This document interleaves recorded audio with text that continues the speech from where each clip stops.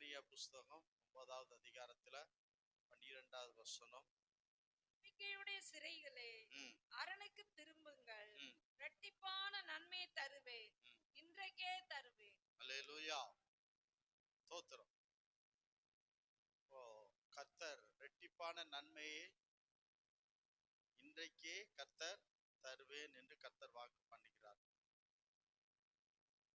எலியாவிட Elisha 2 ராஜாக்கள் 2:9 பாருங்க, அந்த வசனத்தை வாசிங்க. 2 ராஜாக்கள் புஸ்தகம் 2வது அதிகாரத்துல 9வது வசனத்தை வாசிக்க கேட்கலாம்.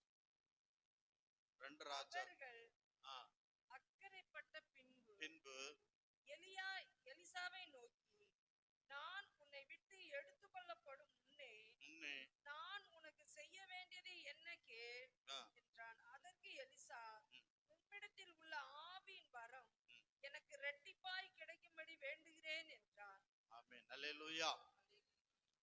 இப்ப கர்த்தர் நம்மகிட்ட கேட்கிறார், நான் என்ன செய்யணும் அப்படின்னு ஆண்டவர் நம்மகிட்ட கேட்டா, எத்தனை பேரு எதை கேட்பீங்க அப்படின்னா, கர்த்தர் உங்களுக்கு ஆசீர்வாதத்தை கொடுக்கறத நீங்க கேட்க மாட்டீங்க. ஆமென், அல்லேலூயா. பொதுவா கேட்டா, இன்னைக்கு ஆண்டவர் கேட்கிறார், உனக்கு கேளுங்க உங்களுக்கு கொடுக்கப்படும். நம்ம அந்த இம்மைக்குரியதை கேட்போம். ஆமென், ஸ்தோத்திரம், அல்லேலூயா, அல்லேலூயா, ஸ்தோத்திரம். அப்போ ஒரு போதகர் கேட்டார், கர்த்தர்ட்ட கேட்டா நீங்க என்ன கேட்பீங்கன்னு. அது அவ்வளவு உலகத்துக்குரியதே சொன்னார். ஆனா வேதம் சொல்லுகிறது என்ன கேட்கணும் அப்படின்னு சொல்லுமா தெரியுதா? ஞானத்தை கேள், புத்தியை கேள். அம்மே, என்னத்தை கேள்? சாலமோன் ஆண்டவர்கிட்ட என்னத்தை கேட்டான்? நம்ம என்னத்தை கேட்போம்? நம்ம என்னைக்காவது ஞானத்தை கேட்கமா? எனக்கு புத்தியை தார ஆண்டவரே, நல்ல புத்தியை கொடு, நல்ல ஞானத்தை தாரும், அதெல்லாம் நம்ம கேட்போமா? ஸ்தோத்திரம். இன்னைக்கு நம்ம பண்ற தப்பு அதுதான். இப்ப பாருங்க, எலிசாட கேட்கறான், உனக்கு என்ன கேட்டாலும் கொடுக்கப்பட கேளுன்னு கேட்கறான். நான் நினைக்கிறேன் அவனுக்குள்ள ஒரு உள்ளத்துல ஒரு வாஞ்சை இருந்திருக்கிறது. இவர்கிட்ட இருக்கிற அந்த ஆவின் வரம் வல்லமை அது 2 மடங்கு அவன் உள்ளத்துல இருந்திருக்கு. இருதயத்தின் நிறைவு வாய் கேட்டதுன்னு பாய்க்கிறோம். இப்ப நம்ம உள்ளத்துல என்ன இருக்குதோ அதைத்தான் நம்ம கேட்போம். எனக்கு வீடு வேணும், எனக்கு என்ன வேணும், வீடு வாங்கணும், இடம் வாங்கணும், அதை மெயின்டைன் பண்ண ஞானம் வேணும் முதல்ல. சோத்திரம். ஒரு குடும்பத்தை நடத்த ஞானம் வேணும், ஒரு சபையை நடத்த ஞானம் வேணும். ஞானம் எதை சம்பாத்தியம் பண்ணாலும் பண்ணாட்டாலும் என்னத்தை சம்பாத்தியம் பண்ணு? ஞானத்தை சம்பாத்தியம் பண்ணு. ஆண்டவர் நம்ம கேட்கறது ஞானத்தை கேட்கணும், புத்தியை கேட்கணும். எனக்கு நல்ல புத்தியை கொடு இயேசுவே, நல்ல ஞானத்தை கொடுங்க இயேசுவே. ஆனா இதெல்லாம் நம்ம கேட்க மாட்டோம். எனக்கு இன்னைக்கு என்ன தேவையோ அதைத்தான் நம்ம கேட்போம், அதோட முடிஞ்சது. ஆனா ஞானம் அப்படி அல்ல. நீ உயிரோடு இருக்கிற வரைக்கும் அது உனக்கு ஆசீர்வாதத்தை கொடுத்துக்கிட்டே இருக்கும். அதனால வேதம் சொல்லுகிறது என்னத்தை கேட்கணும்? ஞானத்தை கேளு, புத்தியை கேளுன்னு வேதம் சொல்லுகிறது. இப்ப எலிசா கேட்கிறார், என்னப்பா உனக்கு வேணும்னு கேட்கிறார். அவர் உம்மிடத்தில் உள்ள ஆவின் வரம் எனக்கு இரட்டிப்பாய் வேண்டும் என்று கேட்கிறார். அந்த ஆவியின் அபிஷேகம் வல்லமை எனக்கு இரட்டிப்பாக வேண்டும் என்று கேட்டார். அப்படியே கர்த்தர் அவருக்கு என்ன செய்தார்? கொடுத்தார் என்று பார்க்கிறோம். ஆமென், அல்லேலூயா. கொடுத்தாரா? கிடைத்ததா? கிடைத்தது. கேட்கிற எவனோ பெற்றுக்கொள்ளுவான். ஆமென், அல்லேலூயா. அதே போல இன்னைக்கு உங்ககிட்ட ஒன்று கேட்டா நீங்க சொல்ல மாட்டீங்க. ஸ்தோத்திரம். கர்த்தர்ட்ட கேட்கும் போது ஆண்டவர் கேட்கிறாரு, ஆமா நீங்க பிள்ளைகளுக்கு நல்ல ஈவுகளை கொடுக்க தெரிஞ்சிருக்கீங்க, அவைகளை பார்க்கலும் நல்ல ஈவு பரிசுத்த ஆவியை ஒருத்தரும் கேட்கறதே கிடையாது. நம்ம கேட்போமா? ஏசப்பா உங்களுடைய ஆவி எனக்கு தாங்க. நம்ம என்ன கேட்கும்? நம்ம பிரச்சனையை தான் சொல்லி சொல்லி கேட்டுட்டு இருக்கோம், அப்படிதானே? ஸ்தோத்திரம். பரிசுத்த ஆவியை தாங்கன்னு கேட்டவங்க கைகளை வைத்துங்க பார்க்கலாம். எனக்கு பரிசுத்தாவி வேணும், பரிசுத்தாவின் அபிஷேகம் வேணும்னு நம்ம தனி ஜெபத்துல நம்ம அதை ஒரு விண்ணப்பமா வச்சிருக்கோமா? அது குறைவுன்னு பாய்க்கிறோம். அதெல்லாம் கேட்கறது கிடையாது. நம்ம லெவலே வேற. எது தேவையோ அதை நம்ம கேட்கறது கிடையாது, எது தேவை இல்லையோ அதை நம்ம கேட்கிறோம். அதனால கர்த்தர் உங்களுக்கு கொடுப்பது இல்லை. புரியுதுங்களா? கர்த்தருக்கு தெரியும் இந்த பிள்ளைக்கு இது தேவையை கேட்டா கர்த்தர் உங்களுக்கு உடனே கொடுத்துருவார். இது தேவை இல்லை, தேவை இல்லாத ஒண்ணு நீங்க கேட்டீங்கன்னா கர்த்தர் உங்களுக்கு தரமாட்டார். அப்ப கர்த்தருக்கு தான் தெரியும். பிள்ளைங்க தாய்க்கு தகப்பனும் தெரியும் பிள்ளைகளுக்கு எதை சில நேரம் கேட்ட உடனே கொடுத்துருவாங்க, சிலது கொடுக்க மாட்டேங்க. இப்போது இந்த பிள்ளைக்கு இது தேவையில்லை, இப்போதைக்கு இந்த பிள்ளைக்கு இது தேவையில்லை, இப்போ வேண்டாம், இப்போ கொடுக்க வேண்டாம், அந்த நாட்கள் நேரம் வரும் பொழுது கொடுக்கலாம் அப்படின்னு வச்சுருவாங்க. அதே போல தான் நம்ம அப்பா கிட்ட என்ன செய்யணும்னா, எது தேவையோ அதை கேட்டால் பரலோகம் உடனே உங்களுக்கு கொடுக்கும். நீங்கள் தேவையில்லாததை கேட்கறதுனால தான் கர்த்தர் உங்களுக்கு கொடுப்பது இல்லை. அப்போ இந்த இடத்துல எலியாவுடைய கேட்டது போல நம்ம வாழ்க்கையில எனக்கு பரிசுத்த ஆவியை தாங்கப்பா, பரிசுத்தாவின் வல்லமை தாங்கப்பா, பரிசுத்தாவின் வரங்களை தாங்கப்பா அப்படின்னு நீங்க எப்போதாவது இல்லை, தினமும் கேட்கணும். என்ன கேட்கணும்? இவன் தினமும் உள்ளத்துல இருந்திருக்கு. அதனால தான் எனக்கு என் உள்ளத்துல என்ன இருக்கோ அதை தானே நான் கேட்பேன். அப்படிதானே? என் உள்ளத்துல இருக்குது, எனக்கு இது வேணும். அப்போ ஒருத்தர் கேட்டேன்னா அதைத்தான் நம்ம சொல்லுவோம். ஒரு பிள்ளை படிக்கணும், நான் இன்னும் படிக்கணும் அப்படின்னு நினச்சிருந்துச்சுன்னா அந்த படிப்பை தான் சொல்லும். அதே போல் உங்கள் இருதயத்தில் என்ன இருக்கோ அதைத்தான் நீங்கள் கேட்பீர்கள். ஆனால் உங்கள் இருதயத்தில் என்ன இருக்கோன்னு சொல்லி பிதா எதிர்பார்க்கிறார் தெரியுமா? இயேசு கிறிஸ்து எதிர்பார்க்கிறார் தெரியுமா? பரிசுத்த ஆவியை கேளுங்க, பரிசுத்த ஆவியை கேளுங்க. நீங்கள் எதெல்லாம் கேட்கீங்களே, தேவையானது ஒன்று பரிசுத்த ஆவி நமக்கு தேவை, பரிசுத்தன் வல்லமை தேவை. ஆனா அந்த பரிசுத்தாவியும் பரிசுத்தன் வல்லமையும் வரங்களையும் நம்ம கேட்பதே கிடையாது. அதுதான் பிரச்சனை. தேவை எதுவோ அதை கேட்பதில்லை, தேவை இல்லாததை நம்ம கேட்டுக்கிட்டு இருக்கோம். கர்த்தரும் செவி கொடுக்கறது இல்லை. தேவை அப்படின்னா நான் திரும்பவும் சொல்றேன், கர்த்தர் உடனடியாக கொடுப்பார். ஆமென், அல்லேலூயா. இன்றைக்கு பரிசுத்தாவியன் சொல்றாரு, உங்க தனி ஜெபத்துல இன்னையிலிருந்து கேளுங்க, பரிசுத்த ஆவியானவரே உம்முடைய வல்லமை எனக்கு 2 மடங்கு தாங்க. எலிசா கேட்டது போல கேளுங்க. ஆமென். உம்முடைய வல்லமை 2 மடங்கு தாங்க அப்படின்னு கேளுங்க. அதை கேளுங்க, அந்த வல்லமையை கேளுங்க, ஏசப்பாட்ட கேளுங்க. அதைத்தான் ஆண்டவர் விரும்புகிறார் என்று நான் பார்க்கின்றோம். ஆமென், அல்லேலூயா. அப்ப தேவன் எதை கொடுக்க ஆயத்தமா இருக்கிறாரோ அதை நம்ம கேட்கறது இல்ல. தேவையில்லாததை நீங்க கேட்டுட்டு இருக்கீங்க, அதை நிறுத்துங்க. நீங்க இதை கேளுங்க, அது உங்களுக்கு கொடுக்கப்படும், இதுவும் கொடுக்கப்படும். இப்ப சாலமன் என்ன செஞ்சானா, கர்த்தருக்கு உகந்ததை கேட்டான், உகந்ததையும் கொடுத்தாரு, அதையும் கொடுத்தார். அப்போ ஆண்டவர் சாலமனை கேட்பாரு, நீ நீடித்த ஆயுள கேட்பான்னு நினைச்சப்பா, நீ அதை கேட்டியா? இல்லை. அவன் ஞானத்தை கேட்டான். எது கேட்டான்? கர்த்தருடைய சனத்தை நியாயம் விசாரிக்க கேட்டான். புரியுதுங்களா? ஐஸ்வர்யத்தை கேட்கல. ஆமே. இன்னைக்கு நம்ம ஐஸ்வர்யத்தை கேட்கிறோம், எனக்கு சுகம், எனக்கு எனக்கு எனக்குன்னு இருக்கீங்க. இதை நிறுத்துங்க, இன்னையிலிருந்து ஒன்று பண்ணுங்க. எலிசாவை போல பிதாவாகிய தேவனிடத்தில், இயேசு கிறிஸ்துவினிடத்தில் ஆவியின் அபிஷேகத்தை எனக்கு தாங்கப்பா. ஆமென், தோத்திரம். ஒவ்வொரு நாளும் உங்க ஜெபத்துல இதை சொல்லி கேளுங்க. ஆமென். கேட்கிறவங்களாம் கைகளை ஊத்துற அல்லையே சொல்லுங்க பார்க்கலாம். ஒவ்வொரு நாள் அது கேளுங்க.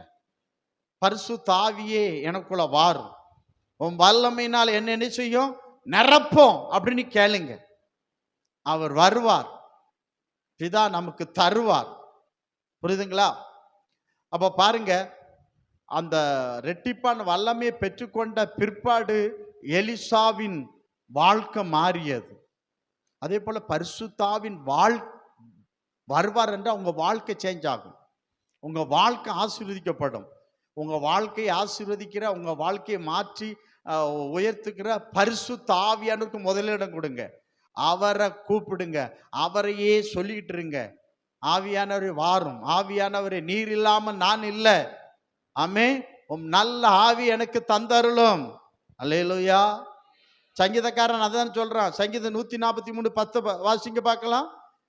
உம்முடைய செம்மையான ஆவி சோத்திரம் உமக்கு பிரியமானதை செய்ய உமக்கு பிரியமானதை செய்ய எனக்கு போதித்தருளும். நீரே என் தேவன், உம்முடைய நல்ல ஆவி என்னை செம்மையான வழியில் நடத்துவாராக. அப்ப பரிசுத்த ஆவியானவர் நம்மளை எப்படி நடத்துவாரு? ஆமா, அதாவது 2 வழி இருக்குங்க. ஒன்னு மரண வழி, இன்னொன்னு ஜீவ வழி. பரிசுத்த ஆவியானவர் உங்களை ஜீவ வழியில நீதியின் பாதையில் நடத்துவார். அந்த நீதியின் பாதை உங்களுக்கு தெரியுமா? தெரியாது. அந்த ஜீவ வழி உங்களுக்கு தெரியுமா? தெரியாது. ஆகவே பரிசுத்த ஆவியானவர் கேட்டார் வந்தார்னா உங்களை சரியான வழியில நடத்தி சரியான இடத்துல கொண்டு பரிசுத்தான்னு சேர்ப்பார். அதான் பார்க்கணும். புரியுதுங்களா? அதான் கேட்கிறோம். உங்களுடைய நல்ல ஆவி எனக்கு தாரும்.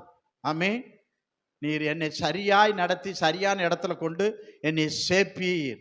பரிசுத்த ஆவியானவர் தான் அதை செய்வார் என்று நான் பார்க்கின்றோம்.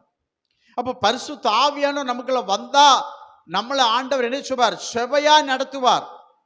ஒன்ன நடத்துவார், குடும்பத்தை நடத்துவார், பிள்ளைய நடத்துவார், எல்லாத்தையும் கர்த்தர் சரியாய் நடத்துவார். பரிசுத்தானி சபையில் இருந்தா சபை சரியாய் நடத்தப்படும். சபை ஒழுங்கினமாக இல்ல, ஒழுங்கின் கிரகமாக சபை நடத்தப்படும். பரிசுத்தாவின் சபை ஆளுகை செய்வார் என்றால் அந்த சபை சரியாய் நடத்தப்பட்டு சரியாய் வருகையில் எடுத்துக்கொள்ளப்பட்டு இயேசு கிறிஸ்துவோடு தங்கி இருக்கும். புரியுதுங்களா? அந்த ஆவியானவரை கேளுங்க. இன்னையிலிருந்து ஒரு தீர்மானம் எடுங்க. என்ன தீர்மானம்? நான் பரிசுத்த ஆவியும் பரிசுத்தன் வல்லமையும் பெற்றுக்கொள்ளும் வர நான் கேட்பேன். ஆமே, அது உங்க செபத்துல ஒரு செப குறிப்பா வச்சுக்காங்க. இத ஆவியானவர் உங்களுக்கு ஞாபகப்படுத்துறார். உங்க தினமும் கேளுங்க. கேட்டா அவர் வருவார். அவர் வந்து உங்களை என்ன செய்வார்? ஆசீர்வதிப்பார். ஆமென், அல்லேலூயா. சகரியா புஸ்தகம் 4வது அதிகாரத்துல 6வது வசனத்தை நம்ம வாசிக்க கேட்கலாமா? சோத்திரம். அப்பொழுது அவர் செருபாபேலுக்கு சொல்லப்படுகிற கர்த்தருடைய வார்த்தை என்னவென்றால், பலத்தினாலும் அல்ல பராக்கிரமத்தினாலும் அல்ல, என்னுடைய ஆவியினாலே ஆகும் என்று சேனைகளின் கர்த்தர் சொல்கிறார். பலமும் அல்ல பராக்கிரமும் அல்ல, என் ஆவியின் வல்லமையினால் எல்லாம் உனக்கு நடக்கும் ஆகும். ஆமென். உனக்கு எல்லாம் நடக்கணும், உனக்கு எல்லாம் கை கூடணும் அப்படின்னா பரிசு ஓ வல்லமை ஓ பராக்கிரமும் அல்ல, பரிசுத்தாவின் வல்லமையும் பரிசுத்தாவின் பலனும் உனக்குள்ள வரும் பொழுது என்ன நடக்கும் என்றா, நீ எல்லாவற்றையும் உன்னால் செய்ய முடியும்.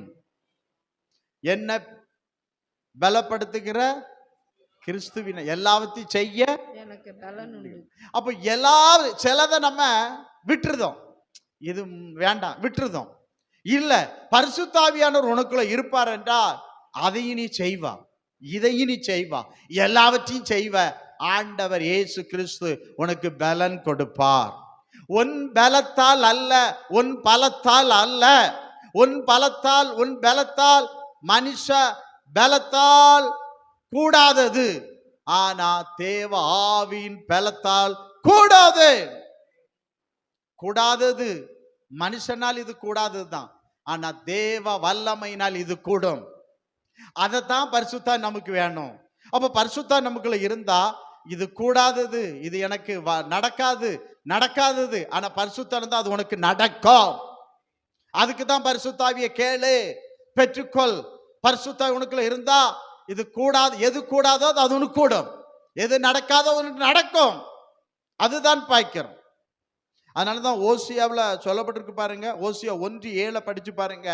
அங்க சொல்லப்பட்டிருக்கிறது, அது அழகா சொல்லப்பட்டிருக்கு. வில்லின் அது சொல்லப்பட்டிருக்க யுத்தத்துக்கு பாருங்க. அதாவது யுத்தத்துக்கு பாருங்க, வில்லினாலும் பட்டயத்தினாலும் யுத்தத்தினாலும் குதிரைகளினாலும் குதிரை வீரனாலும் நான் அவர்களை ரட்சியாமல் இது சொல்லப்பட்டிருக்கிறது. அதாவது படை பலத்துக்கு தேவை நமக்கு எந்த பலங்கிற சொல்ற போர் வீரர்கள். ஆமென். குதிரை சோத்திரம். ஆனா இதுல சொல்லப்பட்டிருக்கிறது அந்த பலம் அல்ல, குதிரையின் பலத்தினால் அல்ல. ஆமென். போர் வீரனுடைய பலத்தினால் அல்ல. நல்லா கவனிங்க, பலத்தினால் அல்ல. ஆமென். ரதத்தின் பலத்தினால் அல்ல. சிலர் குதிரையில குறித்தும் ரதத்தை குறித்தும் மேன்மை பாராட்டுவார்கள், முறிந்து விழுவார்கள். நாங்களோ பரிசுத்த ஆவியின் ஆமென் பலத்தில் நிற்கிறோம், நாங்க நிமிர்ந்து நிற்போம். அப்போ பரிசுத்த ஆவியின் பலத்துல நிக்கிறவங்க நிமிர்ந்து நிற்பாங்க, மனுஷ பலத்துல நிக்கிறவங்க முறிந்து விழுவார்கள். அந்த பலத்தினால் அல்ல, பரிசுத்தாவின் பலத்தினால். அப்போ ஒரு யுத்தத்துல ஆமை சண்டை போட்டு ஜெயிக்க பலன் தேவை. அப்ப கர்த்தர் சொல்றார், குதிரையின் பலன் வேண்டாம், போர் வீரருடைய பலம் வேண்டாம், படை பலம் வேண்டாம். அந்த பலமும் பராக்கிரமும் அல்ல, அதை விட பயங்கரமான பலமும் வல்லமும் உள்ள கர்த்தருடைய ஆவியானவர் உனக்கு வேண்டும். உனக்காக அவர் யுத்தம் பண்ணுவார். ஆமென். கர்த்தர் எனக்காக யுத்தம் பண்ணுவார். என் பலத்துல என்னுடைய பராக்கிரமத்துல நான் யுத்தம் பண்ணி ஜெயிக்க முடியாது, சாத்தானை ஜெயிக்க முடியாது. நம்ம மாம்ச பலத்துல முடியுமா? முடியாது. மாம்சம் பலவீனம் பட்டது, மாம்சம் பலவீனம் பட்டது, நம்ம பலவீனப்பட்டவர்கள். ஆனா பரிசுத்த ஆவியானவர் பலவீனப்பட்டவர் அல்ல, வல்லமையும் பலனும் நிரம்பி இருக்கிற பரிசுத்த ஆவியானவர். ஆகையால் பலவீனப்பட்ட உன் பலத்தால் உன் பராக்கிரமத்தினால் அல்ல. அப்போ பலவீனமே இல்லாத பரிசுத்தாவின் வல்லமையும் பரிசுத்தாவின் பலனும் உனக்கு இருக்கும் என்றால் நீ எளிதாய் ஜெயிச்சிடலாம், எளிதாய் நீ வெற்றியை பெற்றுக்கொள்ளலாம். குதிரை இத்தனை நாளுக்கு தான் ஆயத்தமாக்கப்படும், கர்த்தரிடத்திலிருந்து உனக்கு வெற்றி வரும். ஆமென். கர்த்தருடைய வல்லமையினால, கர்த்தருடைய பலத்தினால உனக்கு வரும். குதிரைனால, குதிரை பலத்தால் வெற்றி வந்ததாக பைபிள் சொல்லல. நீதிமொழி 21:11 அப்படி சொல்லப்பட்டிருக்கிறது. ஆமென். குதிரையின் பலத்தினால் அல்ல, ரதத்தின் பலத்தினால் அல்ல, போர் வீரனுடைய பலத்தினால் அல்ல, பட பலத்தினால் அல்ல.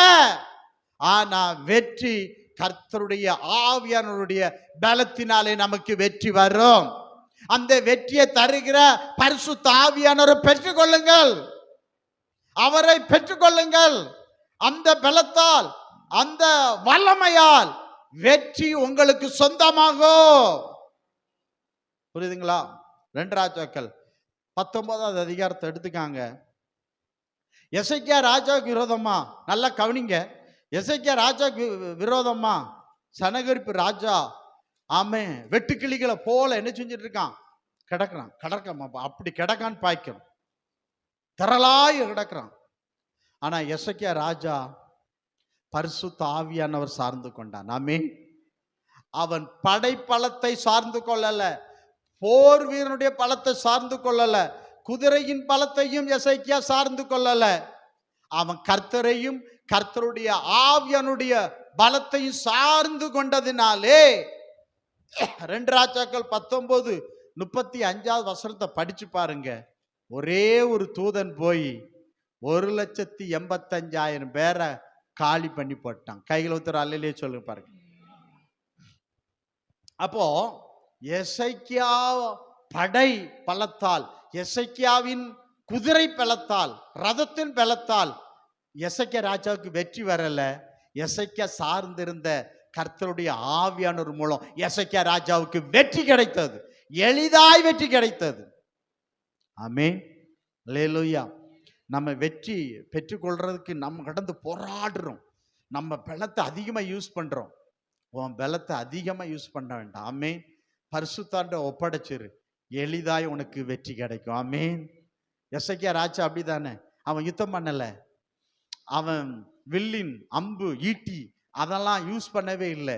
இது இல்லாமையே பரிசுத்தாயின் வல்லமையினால, ஈட்டின் வல்லமையினால, அம்பு வல்லமையினால, குதிரையின் வல்லமையினால எசேக்கியா ராஜாவுக்கு வெற்றி வரல.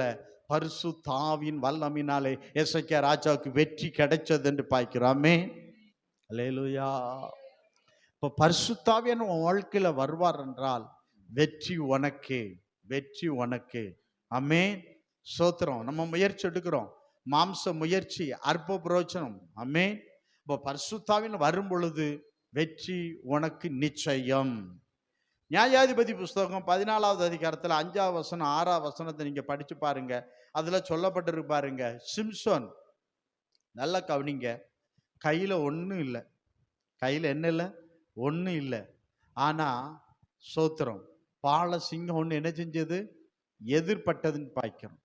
ஆனா சிம்சோன் கையில் ஒன்றும் இல்லாது இருந்தும் அப்பொழுது கர்த்தருடைய ஆவியானவர், கர்த்தருடைய ஆவி அவன் மேல் பலமாய் இறங்கினது. எப்படி இறங்கினாராம்? பலமாய் இறங்கினதினால். பாருங்க, இந்த எதிர் வந்தது உண்மையான சிங்கம் கிடையாது, சாத்தான். அதனால கர்த்தருடைய ஆவியானவர் பலமாய் இறங்கினதினால் அவன் தன் கையில் ஒன்றும் இல்லாதிருந்தும் அதை ஒரு ஆட்டுக்குட்டியை கிழித்து போடுகிறது போல் கிழித்து போட்டான். அல்லேலூயா. நல்லா கவனிங்க, இந்த பரிசுத்தாவின் பலன் இல்லைன்னா இந்த பால சிங்கம் சிம்சோனை ஆட்டுக்குட்டியை போல கிழிச்சு போட்டு போயிருக்கும். கையில் தர அல்லேலூயா சொல்லுங்க பார்க்கலாம். எப்படி சாத்தான் கரிச்சிக்கிற சிங்கம் போல இன்னைக்கு யாரை விழுங்கலான்னு சொல்லி அவன் நினைக்கிறான். நீ சாத்தான வெல்லக்கூடிய பலன் உங்ககிட்ட இல்லை. அப்ப சாத்தான ஜெயிக்கக்கூடிய பலன் பரிசுத்தாவின்கிட்ட இருக்குது. இங்க பரிசுத்தாவி சிம்சோன்கிட்ட பலமா இறங்காது இருந்தால் சிம்சோனுடைய நிலை என்ன கொஞ்சம் யோசித்து பாருங்க. ஒரு செகண்ட்ல சிம்சோன் என்ன பண்ணியிருக்கோம், காலி பண்ணி போட்டிருக்கும். ஆனா பரிசுத்த ஆவியனுடைய பலமா இறங்கறதுனால சாத்தான என்ன செஞ்சிட்டான், ஈஸியா கிழிச்சு போட்டான். ஆமென், அல்லேலூயா. அப்போ நீங்க நல்லா கவனிங்க, நம்முடைய எதிரிகளை மேற்கொள்ளக்கூடிய சாத்தானாகிய எதிரி, பகைஞன், விரோதி நமக்கு இருக்கான், சத்துரு இருக்கான். இந்த சத்துரு நம்ம மேல பாலசிங்கம் போல எப்பவும் நம்மள என்ன செய்யலாம், விழுங்கலாம் அப்படின்னு கெரிச்சிக்கிற சிங்கம் போல அலைகிறான். இப்போ ஓம் பலத்தால அவனை ஒன்றும் பண்ண முடியாது. ஆனா பரிசுத்தாவியன் வருவார் என்றால் நீ ஈஸியா என்ன பண்ணிடுவா, ஆட்டுக்குட்டி வாயை கிழிச்சு போட்டது போல சாத்தான் வாயை நீ கிழிச்சு போட்டு போயிடுவா. உன்னை தூசிச்ச, உன்னை துக்கப்படுத்தின, உன்னை நிந்திச்ச, ஆமே, அந்த சாத்தான் வாயை, மனுஷன் வாயல்ல, சாத்தான் வாயை நீ கிழிச்சு போட்டீன்னா இந்த வாய் ஒன்றும் பேசாது, அமைதியா இருக்கும். அல்லேலூயா. உனக்கு விரோதமா தூசணம், நிந்தை, உன்னை அவமான வார்த்தைகளை பேசி உன்னை மனமுடிவு ஆச்சு பார்த்தீங்களா, அந்த வாயை, ஆமே, அந்த மனுஷ வாயை அல்ல, அந்த சாத்தான் வாயை நீ கிழிச்சிட்டியன்னா இந்த வாய் அமைதியாயிரும். இந்த வாய் என்ன செஞ்சிடும், அமைதியாயிரும் பாய்க்கிறோம். அப்ப இதுக்கு தேவை, நீ உன்னை தூசிக்கிற மனுஷனோட நீயும் பதில தூசிச்சு வேஸ்ட். நீ அமைதி ஆவியில நிறைஞ்சு ஜெபம் பண்ணு, பரிசுத்த ஆவியோட சாத்தான் வாயை கிழிச்சிருவாரு, இவன் அமைதி ஆயிரும். ஆமென், அல்லேலூயா, அல்லேலூயா. அதுக்கு தான் பரிசுத்த ஆவி தேவை, அதுக்கு தான் பரிசுத்த ஆவி தேவன் பாய்க்கிறோம். நீங்க மீகா புஸ்தகம் 3வது அதிகாரத்துல 8வது வசனம் வாசிக்க கேட்கலாமா? வாசிப்போமா? மீகா புஸ்தகம் 8வது வசனம் வாசிங்க. 3:8. நானோ யாக்கோபுக்கு அவன் மீறுதலையும் இஸ்ரவேலுக்கு அவன் பாவத்தையும் அறிவிக்கும்படி கர்த்தருடைய ஆவி அருளிய பலத்தினாலும், பாருங்க, கர்த்தருடைய ஆவி அருளிய பலத்தினாலும், நியாயத்தினாலும் பராக்கிரமத்தினாலும் நிரப்பப்பட்டு, பாருங்க, கர்த்தருடைய ஆவியானவர் அருளிய பலத்தினாலும் பராக்கிரமத்தினாலும் நான் எப்படி இருக்கேன், நிரப்பப்பட்டு இருக்கேன். அல்லேலூயா. இந்த வார்த்தையை உங்களுக்கு சொல்ல முடியுமா?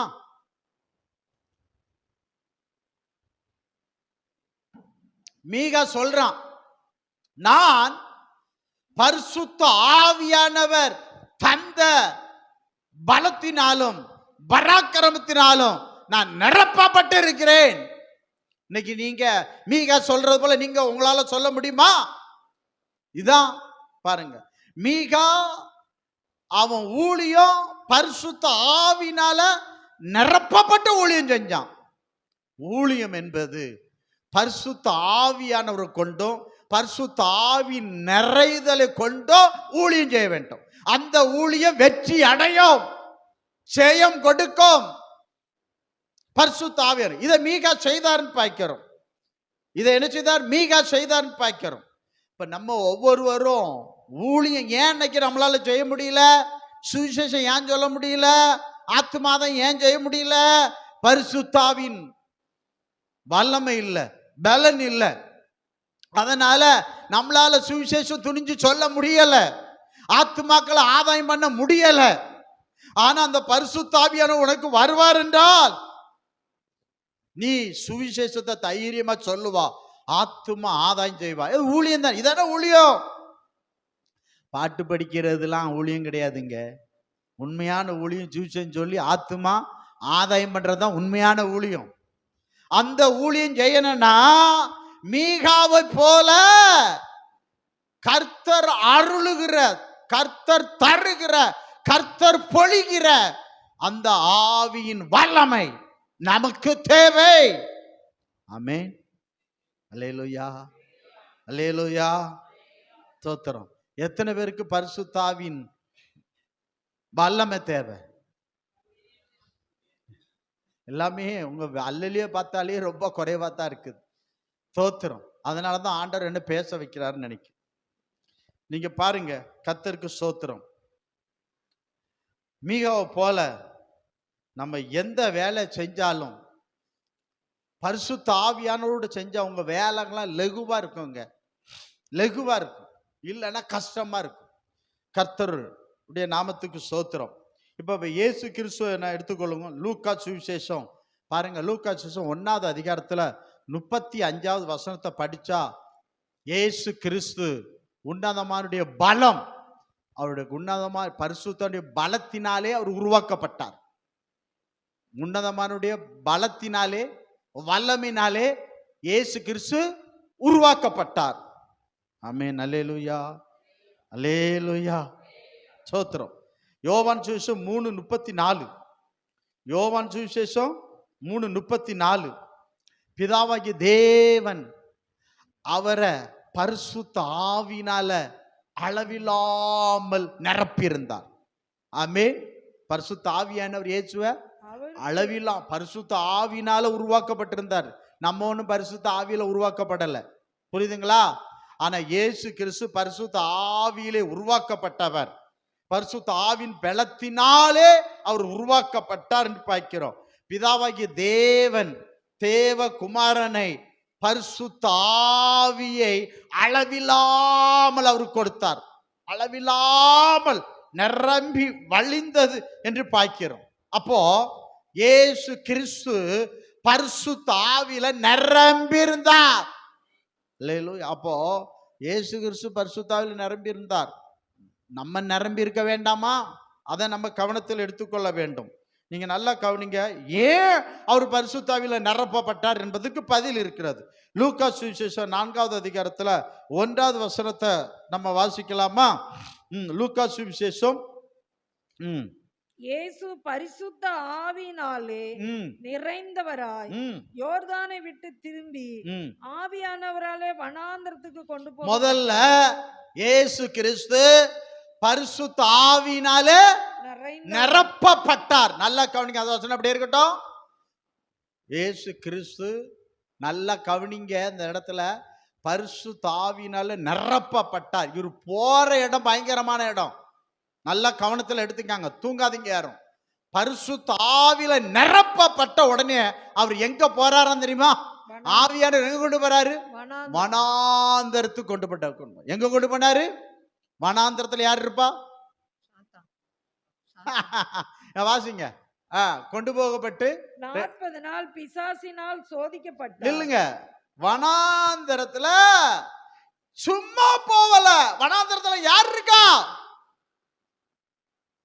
சாத்தா இருக்கான், சாத்தா இருக்கான். இப்ப சாத்தான ஜெயிக்கணும். அதுக்கு பரிசுத்த ஆவியானவர் பரிசுத்த ஆவியில தான் உருவாக்கப்பட்டார்.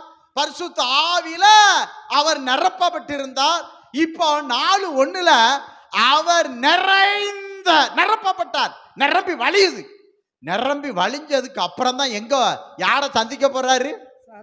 சாத்தான சந்திக்க போறாரு. நீங்க பாருங்க, அதுல சொல்லப்பட்டிருக்கு 40 நாள் பிசாசினால் சோதிக்கப்பட்டார். எப்போ? பரிசுத்த ஆவியில நிரப்பப்பட்ட பிற்பாடு. அப்பனா இயேசு பரிசுத்த ஆவியில் நிரம்பாது இருந்தா சாத்தான் ஜெயிச்சிருப்பான். சாத்தான் ஜெயிச்சிருப்பான். ஆமென். அல்லேலூயா. எத்தனை நாள்? 40 நாள். நமக்கு 2 நாள் 3 நாள் சோதனை வந்தாலும் என்ன ஆகுது? சோத்திரம். புரியுதுங்களா?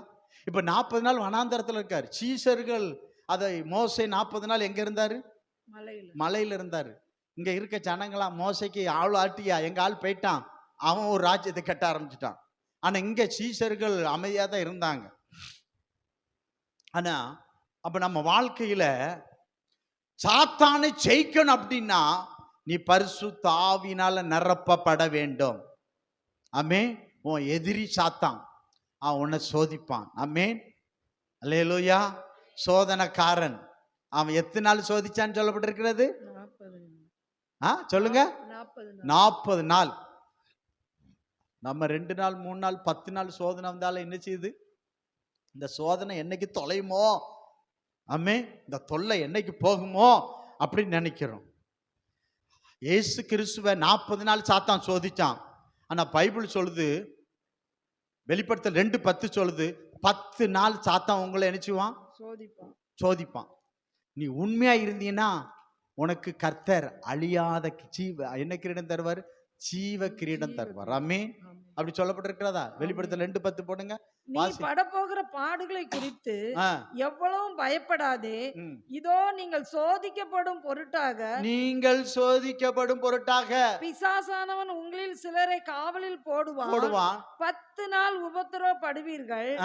ஆகிலும் நீ மரண பரியந்த உண்மையாயிரு, அப்பொழுது ஜீவ கிரீடத்தை உனக்கு தருவேன்.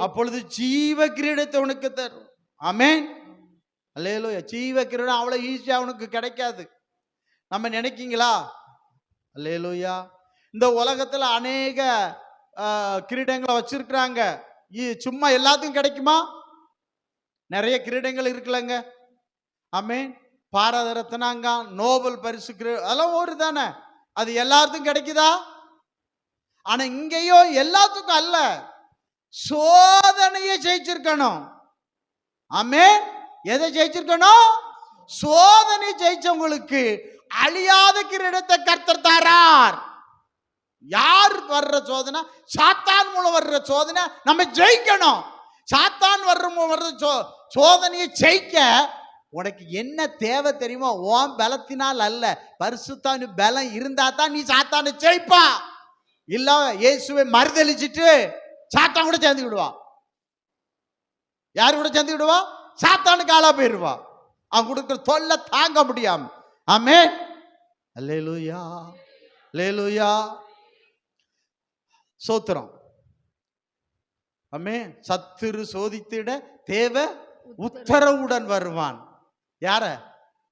சோத்திரம். யோபுவை சோதிச்சான். யோபு தோத்தானா ஜெயிச்சானா? ஜெயிச்சான். அவன் அதான் சொல்லப்பட்டிருக்கிறது, அவன் உத்தமன் என்று அதனாலே விளங்கிச்சு. அதனாலதான் யாக்கோபு 1:12 சொல்லுகிறது, சோதனையை சகிக்கிற மனுஷன் பாக்கியவான். கர்த்தர் அந்த வசனத்தை போடுங்க பார்க்கலாம். எடுத்த உடனே வாசிக்கணும், அந்த அளவுக்கு இல்லை நம்ம சபையில.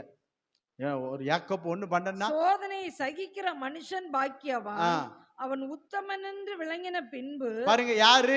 அப்போ சோதனையின் மூலம்தான் யோபு உத்தமன் அப்படி என்று விளங்கின பின்பு கர்த்தர் தம்மிடத்தில் அன்பு கூறுகிறவர்களுக்கு வாக்குத்தத்தம் பண்ணின ஜீவ கிரீடத்தை பெறுவார். அழியாத கிரீடம். ஜீவ கிரீடம் என்ன அர்த்தம்? அந்த கிரீடம் அழியவே அழியாது, அதுதான் ஜீவ கிரீடம். அப்ப இந்த அழியாத இந்த ஜீவ கிரீடத்தை பெற்று கொள்ளணும்னா நீ சாத்தானை ஜெயிச்சிருக்கணும். எப்படி ஜெயிச்சிருக்கான்? சண்டை போட்டா அவன் சில சோதனையை போடுவான். முன்ன என்ன செய்வான்? யோபு எப்படி சோதிச்சான்னு உங்களுக்கு தெரியுமில்ல? தோத்திரம். ஒரு சோதனைக்கு நீங்க நிப்பீங்களா? சொல்லுங்க. நம்ம வீட்டுல குடும்பத்துல சின்ன சின்ன பிரச்சனை வந்தாலே நம்மளால தாங்க முடியல. அவனுக்கு பிள்ளை போச்சு, ஆஸ்தி போச்சு, வேலை சரீரத்துல சுகம், கூட இருக்கிற மனைவி கூட என்ன சொல்லல, பரவாயில்லையா கர்த்தரை மட்டும் மறுதளிச்சுன்னு சொல்லல. அவன் என்ன சொன்னா? சீக்கிரம் சாவு, சாவும்னா கர்த்தர் தூசிச்சு சாவுன்னு சொன்னான். எப்படி இருக்கும்? இவைகள் ஒன்றிலும் யோபு பாவம் செய்யல. இவைகள் எல்லாவற்றிலும் யோபு பாவம் செய்யவும் இல்லை, தேவனை பற்றி குறை சொல்லவும் இல்லை. குறை சொல்லவும் இல்லை. தனது பிரச்சனை. அப்ப பரிசுத்த ஆவியில இருந்தா நீ சாத்தானை ஜெயிச்சிருவா. அப்படி குறை சொல்ல மாட்டா. யோபு சாத்தானை ஜெயிச்சிட்டான். ஆமென். ஜெயிச்சானா ஜெயிக்கலையா? ஜெயிச்சான். அப்ப ஆண்டவர் கேட்காரு, ஏய் நீ என்ன வேண்டுமென்றே ஏவி விட்ட போதும் அவன் உத்தமத்துட்டு விலகல தெரியுதா அப்படின்னாரு. என்ன ஒண்ணு வை பாருங்க, இதுல நான் தோத்துட்டேன். ரெண்டாவது ஒண்ணுல வைக்க சொன்னான், அதுலயும் தோத்துட்டான். அட்ரஸ் எல்லாம் ஓடிட்டான். யோபு ஜெயிச்சிட்டார். ஆமென். அல்லேலூயா, அல்லேலூயா. அப்போ ஏன் இயேசு அங்க சோதிக்கப்பட்டார் என்றால், இந்த உலகத்துல சாத்தான் நம்மை சோதிப்பான். சோதிக்கப்படுறவர்களுக்கு உதவி செய்ய அவர் வல்லவரா இருக்கிறார். ஏன்னா அவர் சோதனை ஜெயித்தவர். ஆமென். அல்லேலூயா. அப்ப இயேசு கிறிஸ்து உன் சோதனையில் உன் கூட இருந்து உனக்கு உதவி செய்வார். மனுஷருக்கு நேரிடுகிற சோதனை இல்லாமல் வேற ஒரு சோதனை இல்ல. 1 கொரிந்தியர் 10:13 அதுல இருந்து வெளியே வர ஒரு போக்க கர்த்தர் வச்சிருக்கிறார். ஆமென். அல்லேலூயா. அப்போ அந்த சோதனையிலிருந்து வெளியே வர இயேசு உனக்கு உதவி செய்வார். அந்த துன்பத்திலிருந்து, அந்த சோதனையிலிருந்து இயேசு கிறிஸ்து உனக்கு உதவி செய்வார். எப்படி உதவி செய்வார்னா, நீ பரிசுத்த ஆவியானவருக்குள்ள இருக்கும் பொழுது ஆவியானவர் மூலம் இயேசு கிறிஸ்து உதவி செய்வார். சோதிக்கப்படுற அவருக்கு உதவி செய்தார் என்று. நம்ம போல ஒரு சோதிக்கப்பட்டார், சோதனையை ஜெயித்தார். அப்ப நம்மளும் சோதிக்கப்படுவோம், சோதனையை ஜெயிப்போம். ஆமென். அழியாத கிரீடத்தை பெற்றுக்கொள்ளுவோம். அப்ப சோதனை வேண்டான்னு சொல்லக்கூடாது. சாத்தானே நீ என்ன டெஸ்ட் பண்ணி பாரு, சோதிச்சு பாரு. ஆமே, ஆபிரகாமே சோதிச்சு பார்த்தான், ஜெயிச்சுட்டான்னு பாய்க்கிறோம். ஆமென். நம்மளும் என்ன செய்யணும்? சோதனை, ஆண்டவரே இந்த சோதனை ஜெயிக்க எனக்கு உதவி செய்யும். ஆனா பேதுருவை பார்த்து கேட்டாரு, பேதுருவே பிசாசு ஒன்ன சொலகளை போட்டு புடைக்கிறது போல கேட்டுட்டான். நான் உத்தரவு கொடுக்கல. யோபுக்கு கொடுத்தார், ஆனா பேதுரு கொடுக்கல. அம்மே அப்பதான் சொன்னான், நீ என்ன பண்ணாலும் அட பாவி பையில அதுக்கு அப்புறம் தான் சொன்னா 3 முறை என்ன நினைச்சுவா மறுதளிப்பான்னு சொன்னான். ஓ பேதுரு தான் பலத்தினால அவன் சொன்னான், மறுதளிச்சான். மாம்ச பலத்துல சொன்னான், நான் மரணம் மாட்டாலும் இடற மாட்டேன். யார் இடம்? அது மாம்ச பலத்துல சொன்னான். ஆனா ஆவின் பலனை பெற்றுக்கொண்ட பிறகு சொன்னா, அவர் சொன்னாங்க, இவனை சிலுவையில் அடிச்சு, நீ நேர அடிக்காத, தலைகீழ அடி, அப்படி சொன்னான். ஆமென். அதான் பரிசுத்தாய் பெற்றுக்கொண்ட பிறகு, பரிசுத்தாய் பெற்றுக்கொள்ள என்ன செஞ்சிட்டான்? மறுதளிச்சிட்டான், தோத்துட்டான்னு பாய்க்கிறோம். அல்லேலூயா. அவனை பார்த்து கர்த்தர் சொன்னார், எனக்கு பின்னால போ சாத்தானின்னு சொல்லிட்டார். ஆமென்.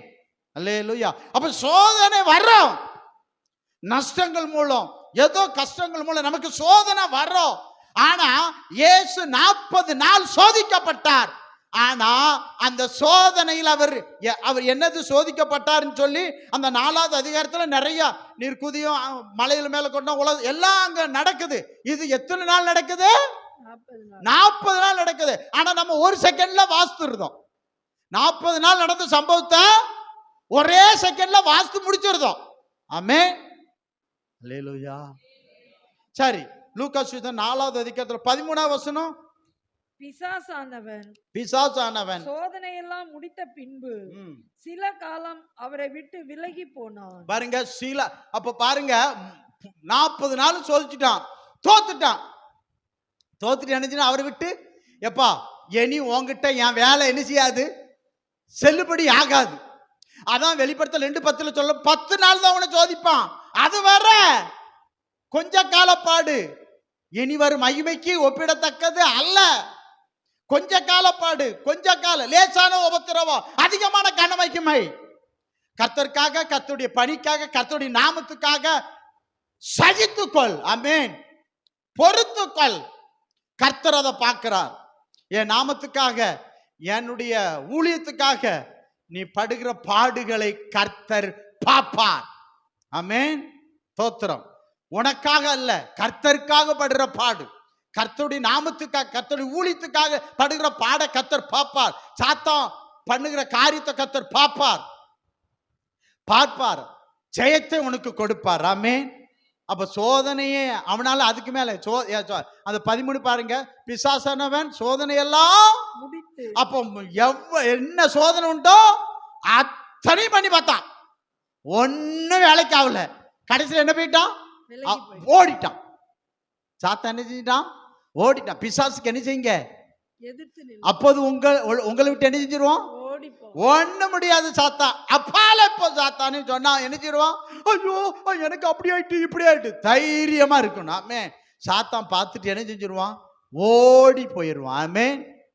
போவானா போக மாட்டானா? அதனால பிரச்சனை வந்துட்டு, போராட்டம் வந்துட்டு, கஷ்டம் வந்துட்டு, நஷ்டம் வந்துட்டு, இழப்பு வந்துட்டு, பிரச்சனை ஏது வந்தா என்ன? என் இயேசு என்னோட இருக்கிறார். உலகத்தை ஜெயித்த, சோதனையை ஜெயிச்ச, எல்லாம் ஜெயித்த இயேசு கிறிஸ்து, மரணத்தை ஜெயித்த இயேசு கிறிஸ்து என்னோடு இருக்கிறார். அவர் ஜெயித்தார், நானும் ஜெயிப்பேன். ஜெயம் எனக்கே. துதி கனம் மகிமை இயேசுவுக்கே. அல்லேலூயா. ஆமா. 14 4:14 வாசிங்க. பின்பு இயேசு ஆவியானவருடைய பலத்தினாலே. அப்போ அவர் 40 நாள் என்ன செய்யல? சாப்பிடல. அதனால மாம்சத்துல என்ன இல்ல, அவரால் நடக்க முடியல. என்ன தேவ தூதர்கள் வந்து அவருக்கு பணிவிட செய்தார்னு எழுதப்பட்டிருக்கிறது. 40 நாள் அவர் என்ன செய்யல? சாப்பிடல. நம்ம ஒரு 10 நாள் சாப்பிடாம இருந்து பாருங்க, உங்களுக்கு ஓட்ட பந்தயம் வச்சா நீங்க ஓடுவீங்களா? இன்னும் உம்முடி இருக்கீங்க. 40 நாள் சாப்பிடல. அப்ப இவருக்கு பலன் இல்லை. புசிக்க குடிக்கிறதுக்கு ஓடுறதுக்கு தான். ஆவின் பலன் நமக்கு வேணும். சரீரத்துக்கு புசிக்கிறது குடிக்கிறது சரீரத்துக்கு. ஆவிக்கு பரிசுத்தாவின் பலன் வேண்டும். ஆத்துமாவிலே பலன் தந்து என்னை தைரியப்படுத்தினீர். ஆமென். சோத்திரம். இப்போ ஆவியானுடைய ஏற்கனவே பரிசுத்தாவினால நிரப்பப்பட்டிருந்தார். ஆமென். நிரப்பப்பட்டிருந்தாரா இல்லையா? இப்போ அந்த பரிசுத்தாவினுடைய பலத்தினாலே, அந்த பரிசுத்தாவினுடைய பலத்தினாலே எங்க போனாரா? கலிலேயா. எங்க இருந்து? வனாந்தரத்துல. அந்த வசனத்தெல்லாம் ஃபர்ஸ்ட்ல இருந்து வாசிக்கணும், தியானம் பண்ணணும். ஆவியனை எங்க கொண்டு போனாரு? இப்ப அதே ஆவியனை எங்க கொண்டு வராரு? கலிலேயில இருந்து எங்க கொண்டு போறாரு? வனாந்தரத்துக்கு கொண்டு போனாரு. இப்ப வனாந்தரத்துல எங்க கொண்டு வராரு? கலிலேயா ஊருக்குள்ள கொண்டு வந்துட்டார். ஆமே. ஊருக்குள்ள கொண்டு வந்துட்டார். அதுக்கப்புறம் அவருடைய கிரி என்ன செஞ்சது? அவருடைய புகழ் எங்க என்ன செஞ்சது? ஆவியானவர் ஆமே ஆமே கீர்த்தி புகழ் பரவ செய்தான் பாய்க்கும். அப்ப பரிசுத்த ஆவியில நம்ம ஜெயிச்சிட்டோம்னா அதுக்கு நம்ம பேரு புகழ் பெறும். ஆமே. கிறிஸ்துவின் பேர் என்ன செஞ்சது? புகழ் பெற்று கொண்டது என்று நம்ம பார்க்கின்றோம். ஆமே. அப்ப அதனால ஸ்தோத்திரம். இப்ப எதுக்கு பரிசுத்தாவி வேணும்னு நான் கேட்கனா, பிசாசின் வருகிற சோதனை ஜெயிக்க உனக்கு என்ன யார் பலன் தேவை? பரிசுத்தாவின் பலன் தேவை. அப்போ இயேசு கிறிஸ்து பரிசுத்தாவில் நிறைந்த பிற்பாடு தான் பிசாசினால் சோதிக்கப்பட இயேசு கிறிஸ்து வனாந்தரத்துக்கு ஆவியானவர் கொண்டு போனார். ஆவியில நிரப்பப்பட்டு ஆவியானவர் கொண்டு போனான்னு பார்க்கிறோம். அப்போ நம்மளை சோதிக்கிற ஒரு சாத்தான் நம்மளை விட பலசாலி. நம்ம மாம்ச பலத்தை விட அவன் பலசாலி என்பதை ஆவியானவர் அறிவார். அவனை விட பலசாலி யாரு? பரிசுத்த ஆவியானவர். ஆமே. அவனை விட பலசாலி யாரு? அந்த பலத்தை நம்ம பெற்றுக்கொண்டோம்னா இந்த பலசாலியை நம்ம ஈஸியா ஜெயிச்சிடலாம். ஆமே. அவர்கள் சோதனை எல்லாம் பூனி ஊதி விட்டுடலாம். அல்லேலூயா. அப்ப பரிசுத்த ஆவிக்குள்ள என்ன செய்யணும்? நம்ம நிரப்பப்பட வேண்டும் பார்க்கிறோம். ஸ்தோத்திரம். நீங்க பாருங்க, இயேசு கிறிஸ்து மரிச்சிட்டாரு. அதனால என்ன நடந்ததுன்னா, சீஷர்கள் பயந்து போய் ஒரு வீட்டுக்குள்ள போய் இருந்தாங்க பாருங்க. யோவான் சுவிசேஷம் 20வது அதிகாரத்துல 19:22 பாருங்க. எல்லாம் பயந்து போய் வீட்டுல நடந்தானு. அப்ப அவங்கள கூப்பிட்டு அவங்கள ஒன்று காரியம் சொன்னார். என்ன காரியம் சொன்னார் அப்படின்னா, அவங்க மேல பரிசுத்த ஆவியை ஊதி பெற்றுக்கொள்ளுங்கன்னார். ஏன் சொன்னார்னா, ஏன்னா இவங்களுக்கு ஏன்னா வெளியே ஊழியம் செய்ய எதிர்ப்புகள் அதிகமா இருக்கு. அந்த எதிர்ப்பை தாங்கக்கூடிய ஜெயிக்கக்கூடிய பலன் பரிசுத்தாவிட்ட இருக்கு. அப்பொழுது ஊதுறார். யார் மேல ஊதுறாரு? சீசருக்கு மேல ஊதுறாரு. பெற்றுக்கொள்ளுங்கிறார். ஆனா அவங்க பெற்றுக்கொள்ளல. ஆனா எப்ப பெற்றுக்கொள்ளுகிறார் என்று நீங்க வேதத்தில் பார்ப்பீங்க. அப்ப சொல்றாரு, லூக்கா சுவிசேஷம் 24:19 சொல்றாரு, நீங்க காத்திருங்கள். எங்க? எருசலேம் விட்டு எங்க என்ன செய்யாதீங்க? போகாதீங்க. பிதா வாக்குத்தத்தம் பண்ணின பரிசுத்த ஆவியை பெற்றுக்கொள்ளும் வரைக்கும் நீங்க எருசலேமை விட்டு என்ன செய்யாதீங்க, போகாதீங்க, காத்திருங்க அப்படின்னு சொல்லி அவங்க சொல்லப்பட்டிருக்குன்னு பார்க்கிறோம். அதான் அப்போஸ்தலர் 1வது அதிகாரத்துல 5ஆம் வசனத்தை அதை திரும்ப சொல்றாரு பார்க்கிறோம். ஆகையால் நீங்கள் எருசலேமை விட்டு போகாமலும் என்னிடத்தில் கேள்விப்பட்ட பிதாவின் வாக்குத்தத்தம் நிறைவேற காத்திருங்கள் என்று கட்டளையிட்டார். அப்போஸ்தலர் 1:5 அதை சொல்றாரு பார்க்கிறோம். அவர் உயிர்த்தெழுந்து 40 நாள். ஆனா அப்போஸ்தலர் 2வது அதிகாரத்துல 1 முதல் 4 வரை பார்த்தீங்கன்னா காத்திருக்காங்க. அந்த காத்திருக்கும் போது பரிசுத்த ஆவியினால அந்த வசனத்தை பெந்தேகோஸ்தே என்னும் நாள் வந்தபோது 3வது வசனம் வாசிங்க. 3 அல்லாமலும் அக்கினிமயமான நாவுகள் போல பிரிந்திருக்கும் நாவுகள் அவர்களுக்கு காணப்பட்டு அவர்கள் ஒவ்வொருவர் மேலும் வந்து அப்ப 2வது வசனம் வாசிங்க. பரிசுத்த ஆவியினால பலத்த காற்று அடிக்கிற முழக்கம் போல வானத்திலிருந்து சடுதியாய் ஒரு முழக்கம் உண்டாகி அவர்கள் உட்கார்ந்திருந்த வீடு முழுவதையும் நிரப்பிற்று.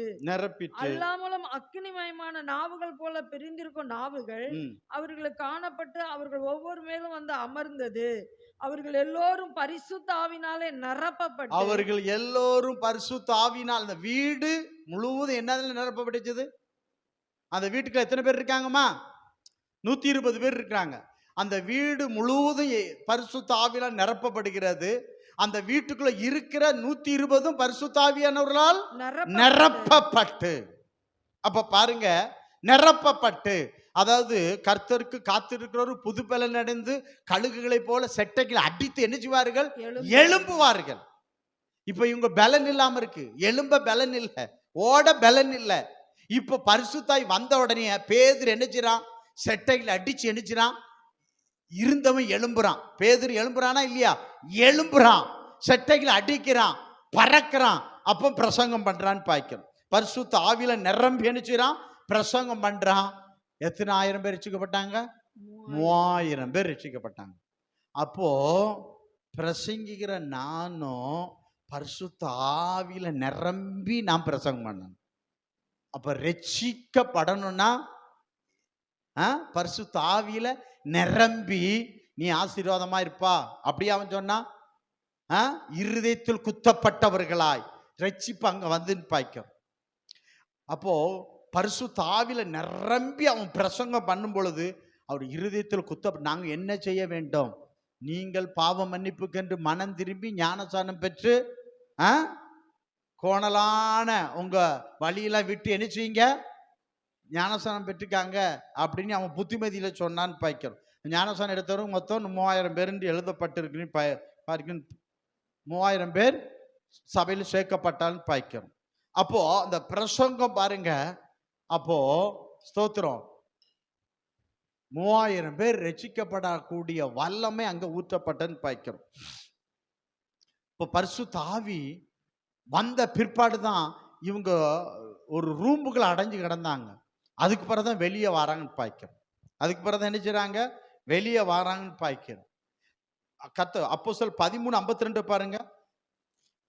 சீஷர்களை சந்தோஷத்தினாலும் பரிசுத்த ஆவினாலும் கர்த்தர் நிரப்பினார் என்றது. ஆமே, சீஷர்கள் சந்தோஷத்தினாலும் பரிசுத்த ஆவினாலும் நிரப்பப்பட்டார்கள். இயேசு கிறிஸ்து நிரப்பப்பட்டார். மீகா நிரப்பப்பட்டிருந்தான். இயேசு கிறிஸ்து நிரப்பப்பட்டிருந்தார். இயேசு கிறிஸ்து சீஷர்கள் எல்லாரும் பரிசுத்த ஆவினால நிரப்பப்பட்டிருந்தார்கள். இன்னைக்கு நீங்க பரிசுத்த ஆவி பெற்றுக் கொண்டிருக்கீங்களா? பரிசுத்த ஆவியில நிரப்பப்பட்டிருக்கிறீர்களா? இல்ல பரிசுத்த டச்சோட இருக்கீங்களா? அதை நம்ம சிந்திச்சு பார்க்க வேண்டும் பார்க்கிறோம். இவன் பரிசுத்த ஆவியில நினைச்சாங்க நிரப்பப்பட்டான்னு பார்க்கிறோம். இப்ப வீட்டுக்குள்ள பூட்டி கிடந்தவன் வெளியே வாரான்னு பார்க்கிறோம். நீங்க 2வது அதிகாரம் முடிஞ்சு வச்சு 3வது அதிகாரத்துல செபிக்க வராங்க. 4வது அதிகாரத்துல பாருங்க 1 முதல் 3 வரை வரும் பொழுது அந்த 4வது அதிகாரத்துல பாருங்க 1 முதல் 3 வசனத்தை படிச்சு பார்த்தீங்கன்னா சபைக்கு உபத்திரவம் ஸ்டார்ட் ஆகுது. சபைக்கு என்ன ஸ்டார்ட் ஆகுது? உபத்திரவம், துன்பம் ஸ்டார்ட் ஆகுறது. வாசிங்க பார்க்கலாம். அவர்கள் ஜனங்களுடனே பேசிக்கொண்டு இருக்கையில் ஆசாரியரும் தேவாலயத்து சேனைத்தலைவரும் சதுசேயரும் அவரிடத்தில் வந்து அவர்கள் ஜனங்களுக்கு உபதேசிக்கிறதினாலும் இயேசுவை முன்னிட்டு மரித்தோர்ந்து உயிர்த்தெழுதலை பிரசங்கிக்கிறதுனால ஆ, சினங்கொண்டு கோபம் கொண்டு அவர்களை பிடித்து பிடித்து சாயங்காலமா இருந்தபடியா ஆ, மறுநாள் வரைக்கும் காவலில் வைத்தார்கள். இப்ப பாருங்க, இதான் சபைக்கு துன்பம் ஏற்பட்ட, உபத்திரம் ஏற்பட்ட முதல் இடம் இதுதான். இதுதான் ஃபர்ஸ்ட் ஸ்டார்ட். எதுக்காக அவங்க ஜெயில பிடிச்சு போட்டாங்கன்னு சொல்லப்பட்டிருக்கிறது? அவங்க என்ன தப்பு பண்ணாங்க சொல்லுங்க? இயேசு கிறிஸ்துடைய பிறப்பை குறித்தும், இயேசு கிறிஸ்துனுடைய மரித்தலை குறித்தும், இயேசு கிறிஸ்துடைய உயிர்த்தெழுதல் குறித்தும் சொன்னதுனால என்ன செஞ்சாங்க? இவங்க பிடிச்சு போட்டாங்க. நீங்க ஏன் பிடிச்சு போட்டாங்க அப்படின்னா, யோவான் சுவிசேஷம் 9வது அதிகாரத்துல இந்த நாமத்தை குறிச்சும் இயேசுவை குறிச்சும் பேசுகிறவன் கேட்கிறவன ஊருக்கு புறம்பாக்கப்பட்டார்கள். பேசக்கூடாது, ஒரு சட்டம் அவனை ஏற்றி வச்சிருந்தானுவ. இப்ப இயேசு மரிச்சிட்டாரு, சீசர்கள் வந்து பேசுறாங்க. என்ன சொல்றாங்க? ஜனங்க மத்தியில வந்து சொல்றாங்க. சொன்னதுனால எதை குறிச்சு சொல்றான்? இயேசு மரிச்சாரு, உயிரோடு எழும்புற, நாங்கெல்லாம் சாட்சி, நாங்க பாருங்க சாட்சி அப்படின்னு சொல்றான். ஆனா இது யாருக்கு பிடிக்கல? இயேசுவை கொலை செய்த கூட்டத்துக்கு பிடிக்கல. இப்ப சீசர்களை பிடிச்சு எங்க கொண்டு போட்டாங்க? ஜெயிலுக்குள்ள போட்டாங்கன்னு பாய்க்கிறோம். எங்க போட்டாங்க? ஜெயிலுக்குள்ள போட்டாங்கன்னு பாய்க்கிறோம். இப்போ சபைக்கு முதல்ல உபத்திரம் ஏற்பட்ட இடம் இதுதான். இயேசுவை பற்றி சொன்ன உடனே உபத்திரம் வந்தது. ஆமென். அப்பனா நல்ல கவனி, நீ இயேசுவை ஏற்றுக்கொண்டு இயேசுவோடு இருக்கும் போதெல்லாம் இல்லை, நீ என்னைக்கு இயேசு கிறிஸ்துவை பிறருக்கு சொல்றியோ அன்னைக்கு உனக்கு பிரச்சனை வரும். அதனாலதான் நான் சொல்லாமே இருக்கணும் பாஸ்டர் அப்படின்னா, நீ அப்படியே வீட்டுக்குள்ள முடங்கி இருக்கான்னு அர்த்தம். சாத்தான் உன்னை அரெஸ்ட் பண்ணிட்டான்னு அர்த்தம். என்ன செய்யணும்? இயேசு கிறிஸ்துவை ஏற்றுக்கொண்டதுனாலையும் அவரை பற்றி சொன்னதுனால என்ன வரும்? பிரச்சனை வரும், உபத்திரம் வரும்னு இயேசு சொன்னார். ஆனா உபத்திரத்தை, உலகத்துல உபத்திரம் உண்டு, நான் ஜெயித்தேன் மாதிரி அவர் ஜெயித்தார். உபத்திரம் வரும், நம்ம ஜெயிப்போம். ஆமென். அல்லேலூயா, அல்லேலூயா. அப்போ இந்த இயேசு சொன்னதுனால எங்க தூக்கி கொண்டு போட்டாங்க? ஜெயிலுக்குள்ள போட்டாங்க. ஜெயிலுக்குள்ள போட்டாங்க. நீங்க 4:7 வாசிங்க பார்க்கலாம். 4:7 நடுவே நிறுத்தி அவர்களை திரும்ப வெளியே கொண்டு வந்து நடுவே நிறுத்தி, நீங்கள் எந்த வல்லமையினால் எந்த நாமத்தினாலே இதை செய்தீர்கள் என்று கேட்டார். நீங்க எந்த வல்லமையினாலே எந்த நாமத்தினால் இதை செய்தீர்கள் என்று கேட்டார்கள். கேட்ட உடனே 8வது வசனம் படிங்க. அப்பொழுது பேதுரு பரிசுத்த ஆவியினாலே நிறைந்து அவர்களை நோக்கி ஜனத்தின் அதிகாரிகளே, இஸ்ரவேலின் மூப்பர்களே. பாருங்க, 120 பேர் கூடினதுல பரிசுத்த ஆவியில் என்ன செஞ்சாங்க? நிரப்பப்பட்டார்கள். இப்ப பாருங்க, இந்த இடத்துல நினைச்சிரான் பரிசுத்த ஆவியில நினைச்சிரான் நிரப்பப்பட்டான்னு பாய்க்கிறோம். ஆமென். பரிசுத்தால் நிரப்பப்பட்டது காலடி கையடி அல்ல. சும்மா காலை கையை அடிக்கிறதுல வேஸ்ட். நீ சோர்ந்து போயிருவா, தளர்ந்து போயிருவா, அது அல்ல. ஆவியானவர் இறங்கிட்ட அனலா இருக்கும். அனல் அனல் அனல். இப்ப பாருங்க, இவன் கால் அடிச்சானா கையை, இவன் பரிசுத்தாவில நிரம்புறதுக்கு எத்தனை கையை தட்டினா? நீ கை தட்டினானா? இந்த கை தட்ட லொலோலே வேலைக்கு ஆகாது. இவன் கை தட்டினானா? இவன் என்ன செய்றான்? ஒன்னும் சொல்லல. என்ன செஞ்சான்? அப்பொழுது பேதுரு பரிசுத்தாவினால, ஏன்னா அவன் உள்ள என்ன இருக்கு? நிரப்பப்பட்டிருக்கிறாரு. இப்போ அந்த நிரப்புதல் வெளியே வருது. நிறைந்த உடனே சொல்றான், ஜனத்தின் அதிகாரிகளே, இஸ்ரவேலின் மூப்பர்களே, நாங்க இயேசு இந்த அற்புதத்தை, எந்த அற்புதம்? 3வது அதிகாரத்துல ஒரு சப்பானிய குணமாக்குறானுவ. இது எதனால செய்து கேட்கானுவ. அதுக்கு தான் அவன் பதில் சொல்றான். பாருங்க, வாசிங்க. பிணியாளியா இருந்த இந்த மனுஷனுக்கு செய்யப்பட்ட உபகாரத்தை குறித்து எதனாலே இவன் ஆரோக்கியமான நீங்கள் இன்று எங்களிடத்தில் விசாரித்து கேட்டால், உங்களால் சிலுவையில் அறையப்பட்டவரும் தேவனால் மரித்தோர்ந்து எழுப்பப்பட்டவருமாய் இருக்கிற நசரேயனாகிய இயேசு கிறிஸ்துவின் நாமத்தினாலே இவன் உங்களுக்கு முன்பாக சொஸ்தமாய் நிற்கிறான் என்று உங்கள் எல்லோருக்கும், இஸ்ரவேல் ஜனங்கள் எல்லோருக்கும் தெரிந்திருக்க கடவுது. இப்ப சொல்லிட்டான், நீங்க அடிச்சு கொண்டீங்களப்பா, அந்த இயேசுனாலதான், அந்த நாமத்தினாலதான் இவன் குடமாக்கி நிக்கிறான் அப்படின்னு அவன் சொல்றான். நீங்க தொடர்ந்து சொல்றான் பாருங்க. 4வது கட்டுகிறவர்களாய் இல்லைங்க, 4வது அதிகாரத்துல 14 இருந்து 17 வரை படியும். இதை படிச்சுட்டீங்களோ? 17ல இருந்து 20 வரை வாசிங்க. 22 வரை படிங்க. ஆகிலும் 17ஆம் வசனத்துல இருந்து 22 வரை. ஆகிலும் இது அதிகமாய் ஜனங்களுக்குள்ளே அவனு சொல்றான்னு பரம்பாதபடிக்கு பாருங்க. அவன் என்ன சொல்றான்? ஆகிலும் இது அதிகமா ஜனத்துக்குள்ளே பரம்பாதபடி இது முதல் ஒருவரோடு இந்த நாமத்தை குறித்து பேசக்கூடாது என்று அவர்களை உறுதியாய் பயமுறுத்த வேண்டும் என்று சொல்லிக்கொண்டு டக்குனு போடுப்பா. அவர்களை அழைத்து இயேசுவின் நாமத்தை குறித்து எவ்வளவு பேசவும் போதிக்கவும் கூடாது என்று அவர்களுக்கு கட்டளையிட்டார். பாருங்க, இயேசுவை குறித்தும் அவர் நாமத்தை குறித்தும் என்ன செய்யக்கூடாது? எவ்வளவும் பேசவும் கூடாது, போதிக்க கூடாது என்று அவர்களுக்கு கட்டளையிட்டார்கள். பேதுருவும் யோவானும் அவர்களுக்கு பிரதியுத்தரமாக, தேவனுக்கு செவி கொடுப்பதை பார்க்கிலும் உங்களுக்கு செவி கொடுக்கிறது தேவனுக்கு முன்பாக நியாயமா இருக்குமோ என்று நீங்களே நிதானித்து பாருங்கள். நாங்கள் கண்டவைகளையும் கேட்டவைகளையும் பேசாமல் இருக்க கூடாதே என்றார்கள். ஏன்னா இவங்க பேசாம தான் ரூம்ல கிடந்தாங்க. பரிசுத்தாவின்னு பேச வைக்காரு. நடந்த சங்கதிகளை குறித்து எல்லோரும் தேவனை மகிமைப்படுத்தினபடினால் ஜனங்களுக்கு பயந்து அவர்களை தண்டிக்க வகையொன்று காணாமல் அவர்களை பயமுறுத்தி விட்டார்கள். 22 அற்புதமாய் சொஸ்தமாக்கப்பட்ட மனுஷன் 40 வயதுக்கு மேற்பட்டவனாய் இருந்தான். ஏன்னா அந்த சுகத்தை பெற்றுக்கொண்டவன் இவங்க பக்கத்திலே நிக்கிறான். புரியுதுங்களா? தாயின் வயிற்றில சப்பானியா இருந்து குணமாக்கம் பட்டான் பாத்தீங்களா? அவன் பக்கத்திலே இருக்கான்னு பாய்க்கிறோம். அதனால இவனால ஒன்றும் பண்ண முடியலன்னு பாய்க்கிறோம். சோத்திரம். பரிசுத்த ஆவி நமக்குள்ள இருந்தா என்ன சட்டம் போட்டு சட்டம் இன்னைக்கு போடுவாங்க. எந்த சட்டம் போட்டாலும் எந்த சட்டம் ஏற்றினாலும் ஆமென், பரிசுத்த ஆவி இருந்தா நம்மளால சொல்லாம இருக்க மாட்டோம். ஆமென்.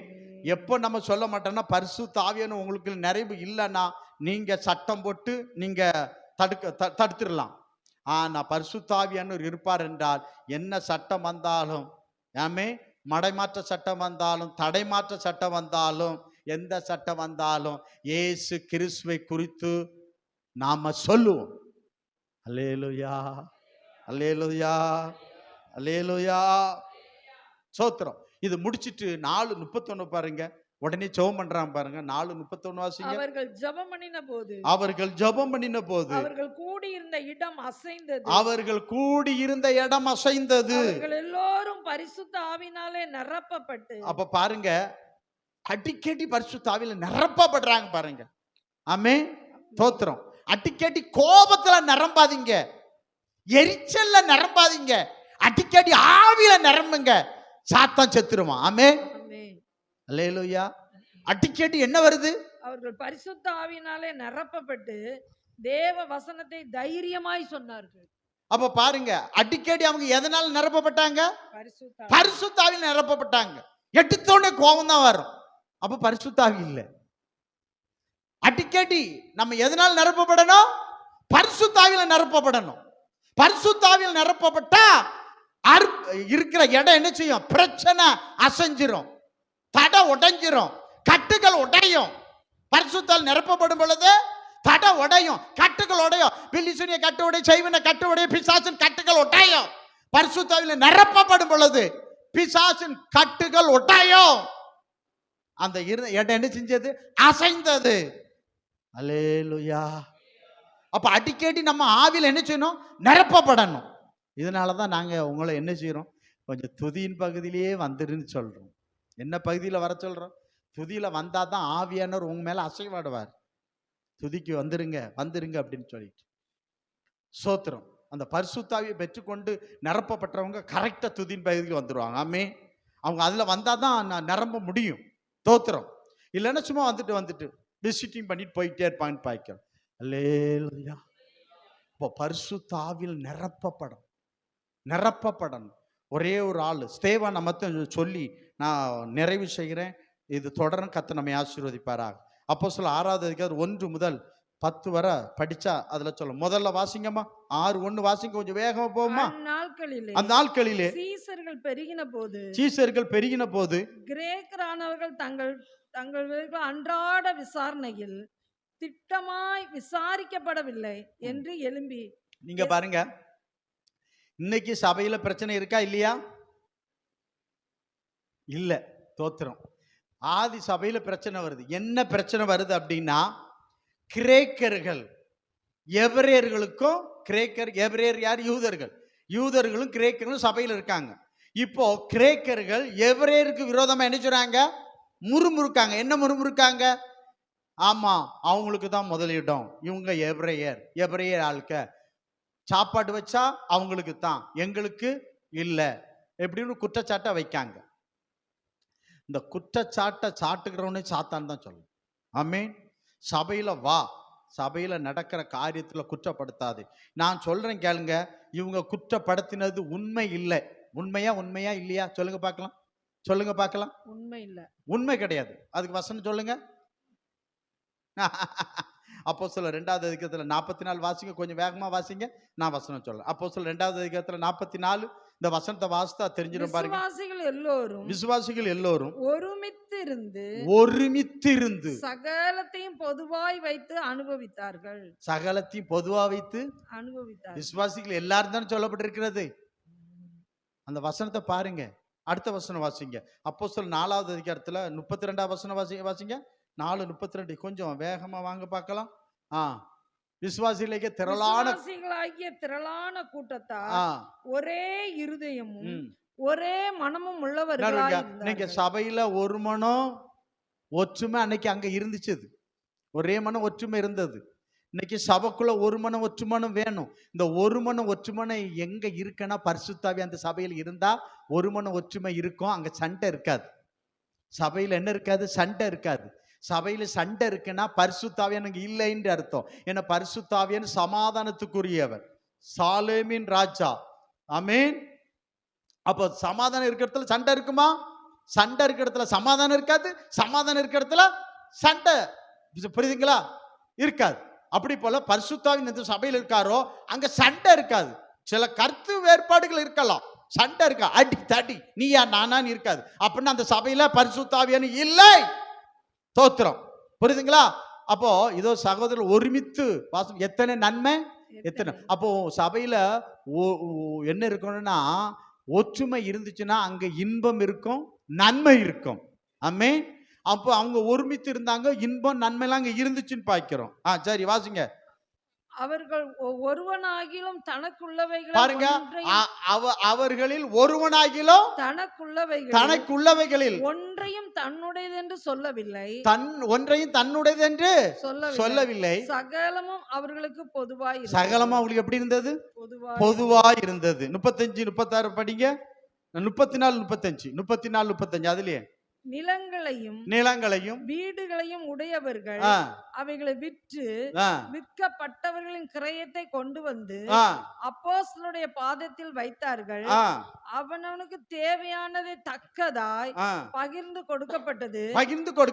அவர்களில் ஒருவனுக்கும் ஒன்றும் குறைவாய் இருந்தது. பாருங்க, அவனுக்கு தேவையானதற்கு தக்கதாய் பகிர்ந்து கொடுக்கப்பட்டது. அவர்களில் ஒருவனுக்கு ஒன்றோ குறைவாய். இப்போ இங்க பிரச்சனை வருது. என்ன வருது?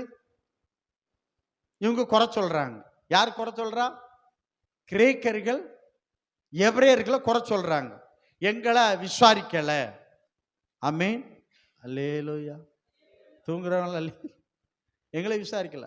நான் என்ன சொல்றேன்னா, சோத்திரம், என்ன அவங்க விசாரிக்கல, என் புருஷன் விசாரிக்க, என் மனைவி விசாரிக்க, எங்க அப்பா விசாரிக்கல, அம்மா விசாரிக்கல. உன்னை விசாரிக்கிறதுக்கு கர்த்தர் இயேசு இருக்கிறார். அவர் உங்களை விசாரிக்கிறபடினால் உங்க கவலையெல்லாம் அவர் மேல வைங்க.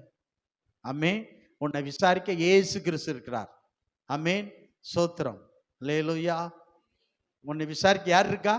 இயேசு இருக்கிறார். நீ இவங்க விசாரிக்கல, அவங்க விசாரிக்கல, பாஸ்டர் விசாரிக்கல அப்படின்னு நீ சொல்லாத. அங்க சொல்லப்பட்டிருக்கு, எங்களை இவங்க விசாரிக்கல, எங்களை இவர் என்ன செய்யல, விசாரிக்கல. நாங்க எப்படி இருக்க சொல்ல. நம்ம வாழ்க்கையில யாருமே இந்த உலகம் ஒன்னை விசாரிக்காது. நீ அதை பற்றி கவலைப்படாதா.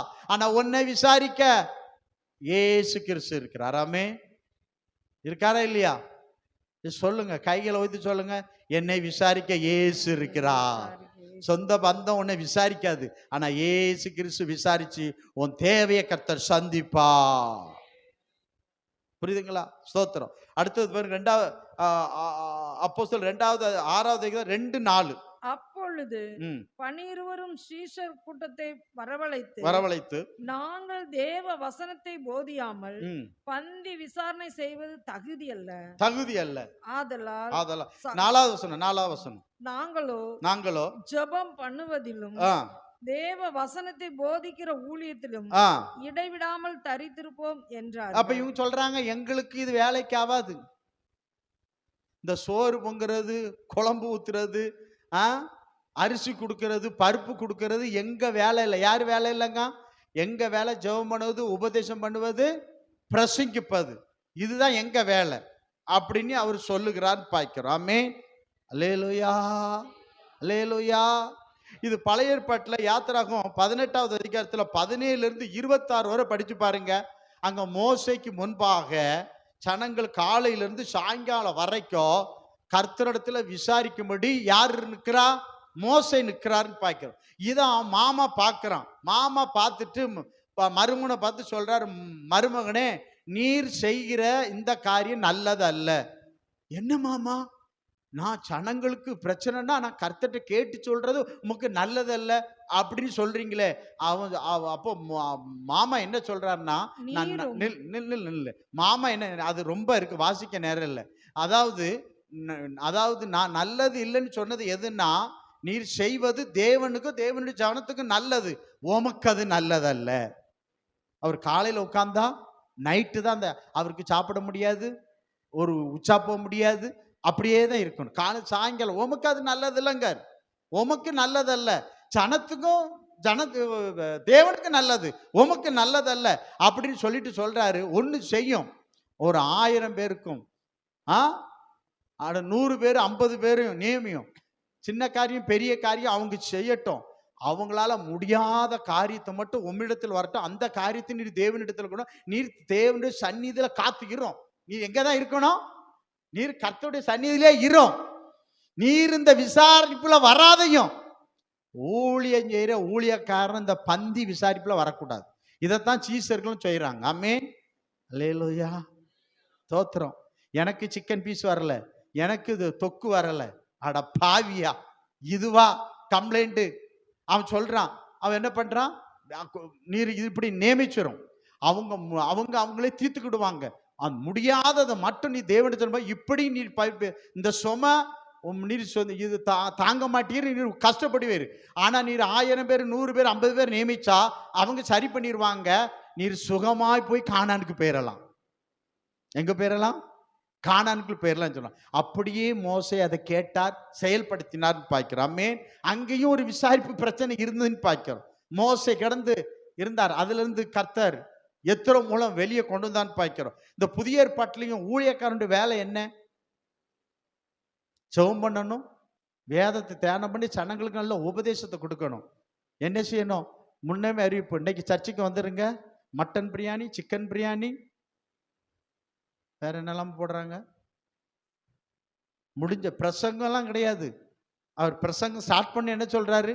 இன்னைக்கு மட்டன், செங்கல்பட்டு கிடா வெட்டி வச்சிருக்கு, இதுதான் பிரசங்கம். தோத்திரம். ஆமென். அல்லேலூயா. சரீரத்தை வளர்க்குறீங்க, ஆவிக்குரிய செத்து கிடக்க. அப்போ ஊழியக்காரன் என்னதை தான் கொடுக்கணும்? அதான் சொல்லேன், வெள்ளியும் பொண்ணும் என்கிட்ட உள்ளதை உனக்கு தாரேன், என்கிட்ட உள்ளதை தாரேன். சப்பானி விசுவாசியை எழுப்பி நடக்க வைக்கணும். அதான் ஊழியக்காரன் வேலை என்று பார்க்கிறோம். ஆமென். அல்லேலூயா, ஸ்தோத்திரம். புரியுதுங்களா? இந்த வேலை எங்களுக்கு கிடையாது. இந்த பந்தி விசாரணை செய்யற வேலை எங்களுக்கு கிடையாது. இந்த பந்தி விசாரணை யாரு? சூப்பர்வைசர். ஒரு டிபார்ட் சாப்பாடுலாம் பொங்கிட்டு இருப்பான். இந்த பந்தி விசாரணை நீங்க யோவான் சுவிசேஷம் 2வது 9வது வசனத்தை பாருங்க. அந்த பந்தி விசாரணை செய்கிறவன் என்ன செய்வான்? மணமகனை கூப்பிட்டு சொல்லுவான், எப்பா முதல்ல எல்லாருக்கும் நல்ல திராட்சை ரசம், ஆனா கடைசியில திராட்சை ரசம் ருசி குறைங்க, தண்ணியை ஊத்தி ஒண்ணுக்கெல்லாம் ஆக்கிறோம். ஆனா இதுவரையும் நீ இந்த நல்ல ரசத்தை வைத்து அவன் யாரு? பந்தி விசாரணை செய்றவன். என்ன பந்தில வந்து அங்க வை இங்க வைன்னு சொல்றான். இதுக்கு தான் ஒரு 7 பேர் அங்க சூஸ் பண்றாங்க. எல்லாருக்கும் சாப்பாடு கிடைச்சதா? சோதனை. ஆதி சபையிலும் சோறு தான், இப்பவும் சோறு தான். ஆமே. சோறு இல்லாத இடமே இல்லை. சரி, அங்க 7 பேர் என்ன பண்றாங்க? ஆனா அந்த 7 பேர் அவங்க எப்படி சூஸ் பண்றாங்க பாருங்க. முடிச்சிடலாம் சீக்கிரம். எப்படி சூஸ் பண்றாங்க பாருங்க. வாசிங்க பார்க்கலாம். 6வது அதிகாரத்துல 3வது வசனம் பாருங்க. ஆதலால் சகோதரரே, சகோதரர்களே, பரிசுத்த ஆவியும் ஞானமும் நிறைந்து பாருங்க, பரிசுத்த ஆவியும் ஞானமும் நிறைந்த நற்சாட்சி பெற்றிருக்கிற 7 பேரை உங்களில் தெரிந்து பாருங்க. ஒரு சமையல் சாப்பாட்டை பகிர்ந்து கொடுக்கிற வேலை. அந்த வேலைக்கு என்ன வேணுமா? பரிசுத்த ஆவியும் ஞானமும் நிறைந்த நல்ல சாட்சி பெற்ற 7 பேர். ஆமா, சாப்பாட்டை பகிர்ந்து கொடுக்கிற வேலைக்கு இவ்வளவு கேட்டகரி வேணுமா?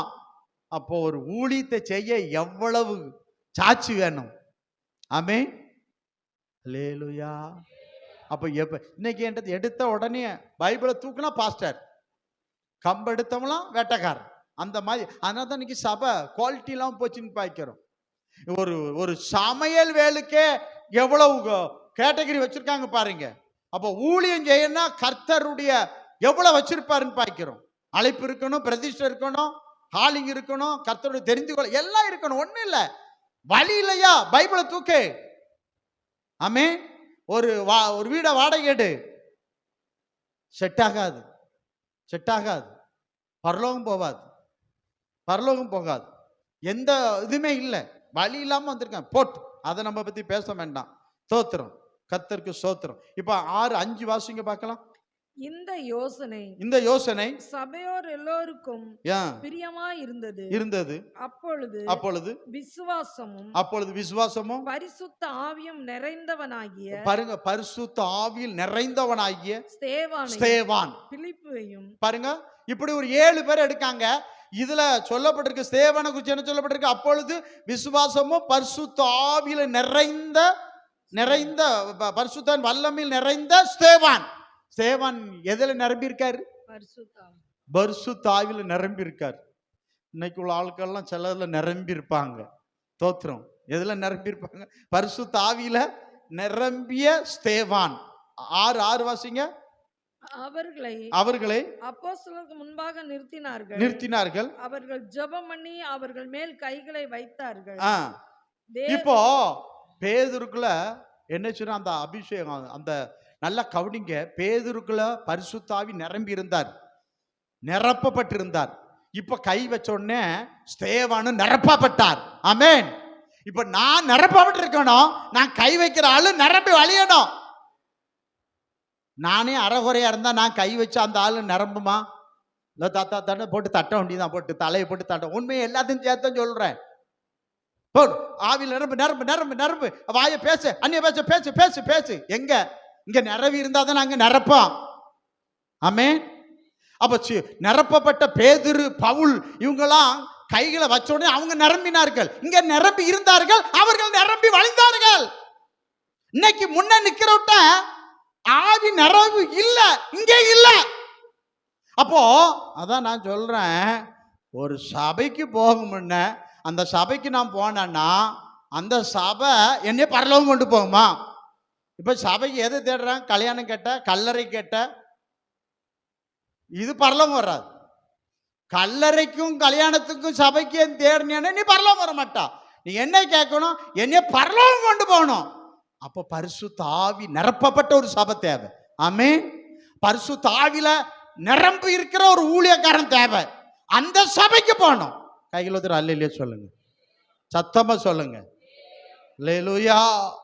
அப்ப பாருங்க, பேதுரு கை வச்சா நிரம்புது, பவுல் கை வச்சா நிரம்புது.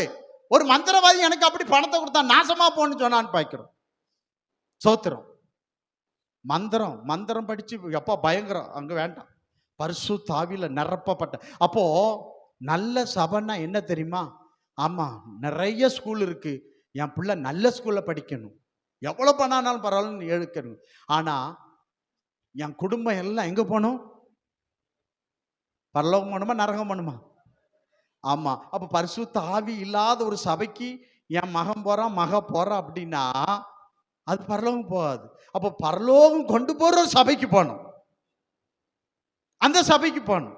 அப்ப அந்த சபையின் போதகர் பரிசுத்தால் நிரப்பி இருக்கணும், பரிசுத்த ஆவியில நிரம்பி இருக்கணும். ஒன்னே நிரப்பாத, பரிசுத்த ஆவிக்கு அது முக்கியத்துவம் கொடுக்கும் அந்த சபை.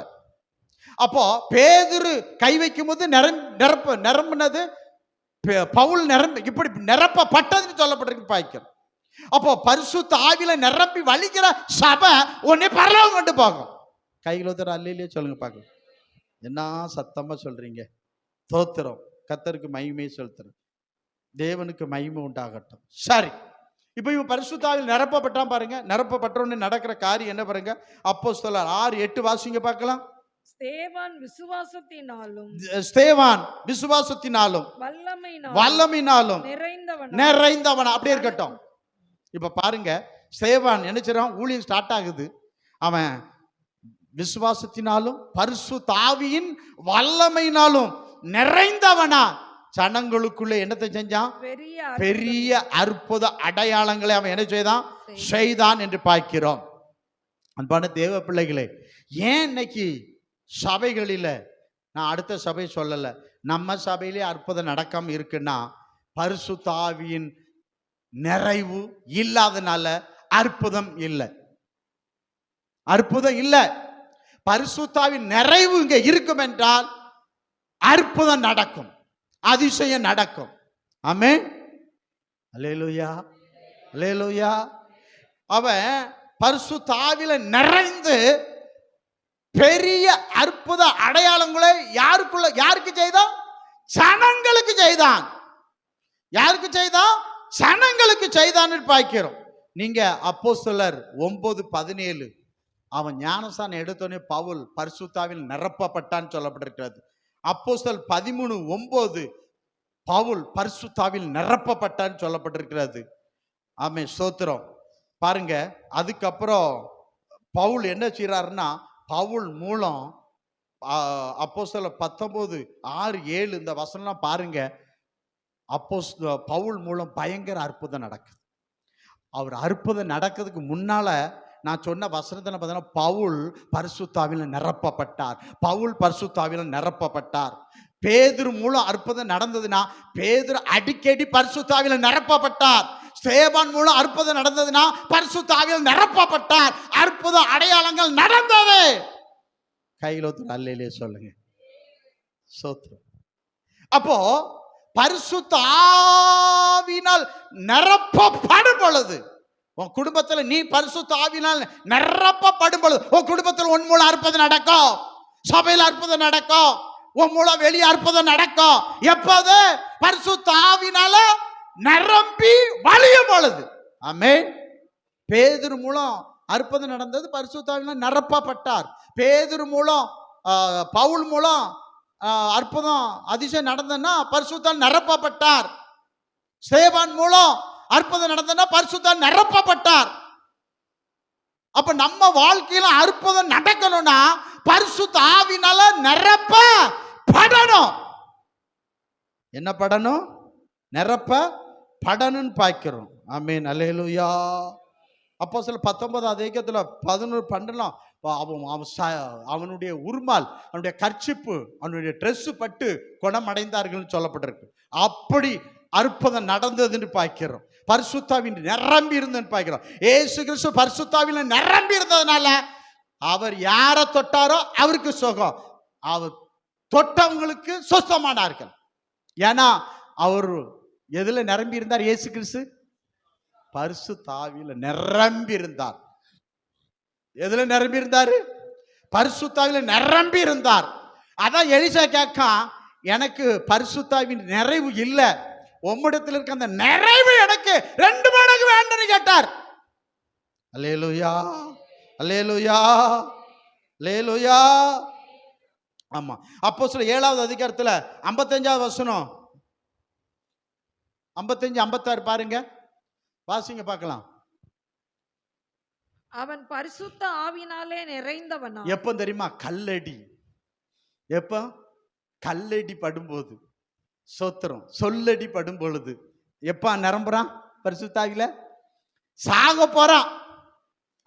அவன் பரிசுத்த ஆவியினாலே நிறைந்தவனாய் வானத்தை அண்ணார்ந்து பார்த்து தேவனுடைய மகிமையும் தேவனுடைய வலது பரிசுத்தத்தில் இயேசுவானவர் நிக்கிறதையும் கண்டு, அதோ வானங்கள் திறந்து இருக்கிறதையும் மனுஷகுமாரன் தேவனுடைய வலது பரிசுத்தத்தில் நிக்கிறதையும் காண்கிறேன் என்றார். கையில் ஒருத்தர் அல்லேலூயா சொல்லுங்க. அப்ப ஸ்தேவான போல பரிசுத்தாவியில நீ சபையில வந்து ஜெபிக்கும் பொழுது பரிசுத்தாவியில நிரம்பும் பொழுது கர்த்தருடைய மகிமையை காண்பா. பழைய ஏற்பாட்டுல சாலமோன் கட்டின ஆலயத்துல மகிமையை கண்டார்கள்.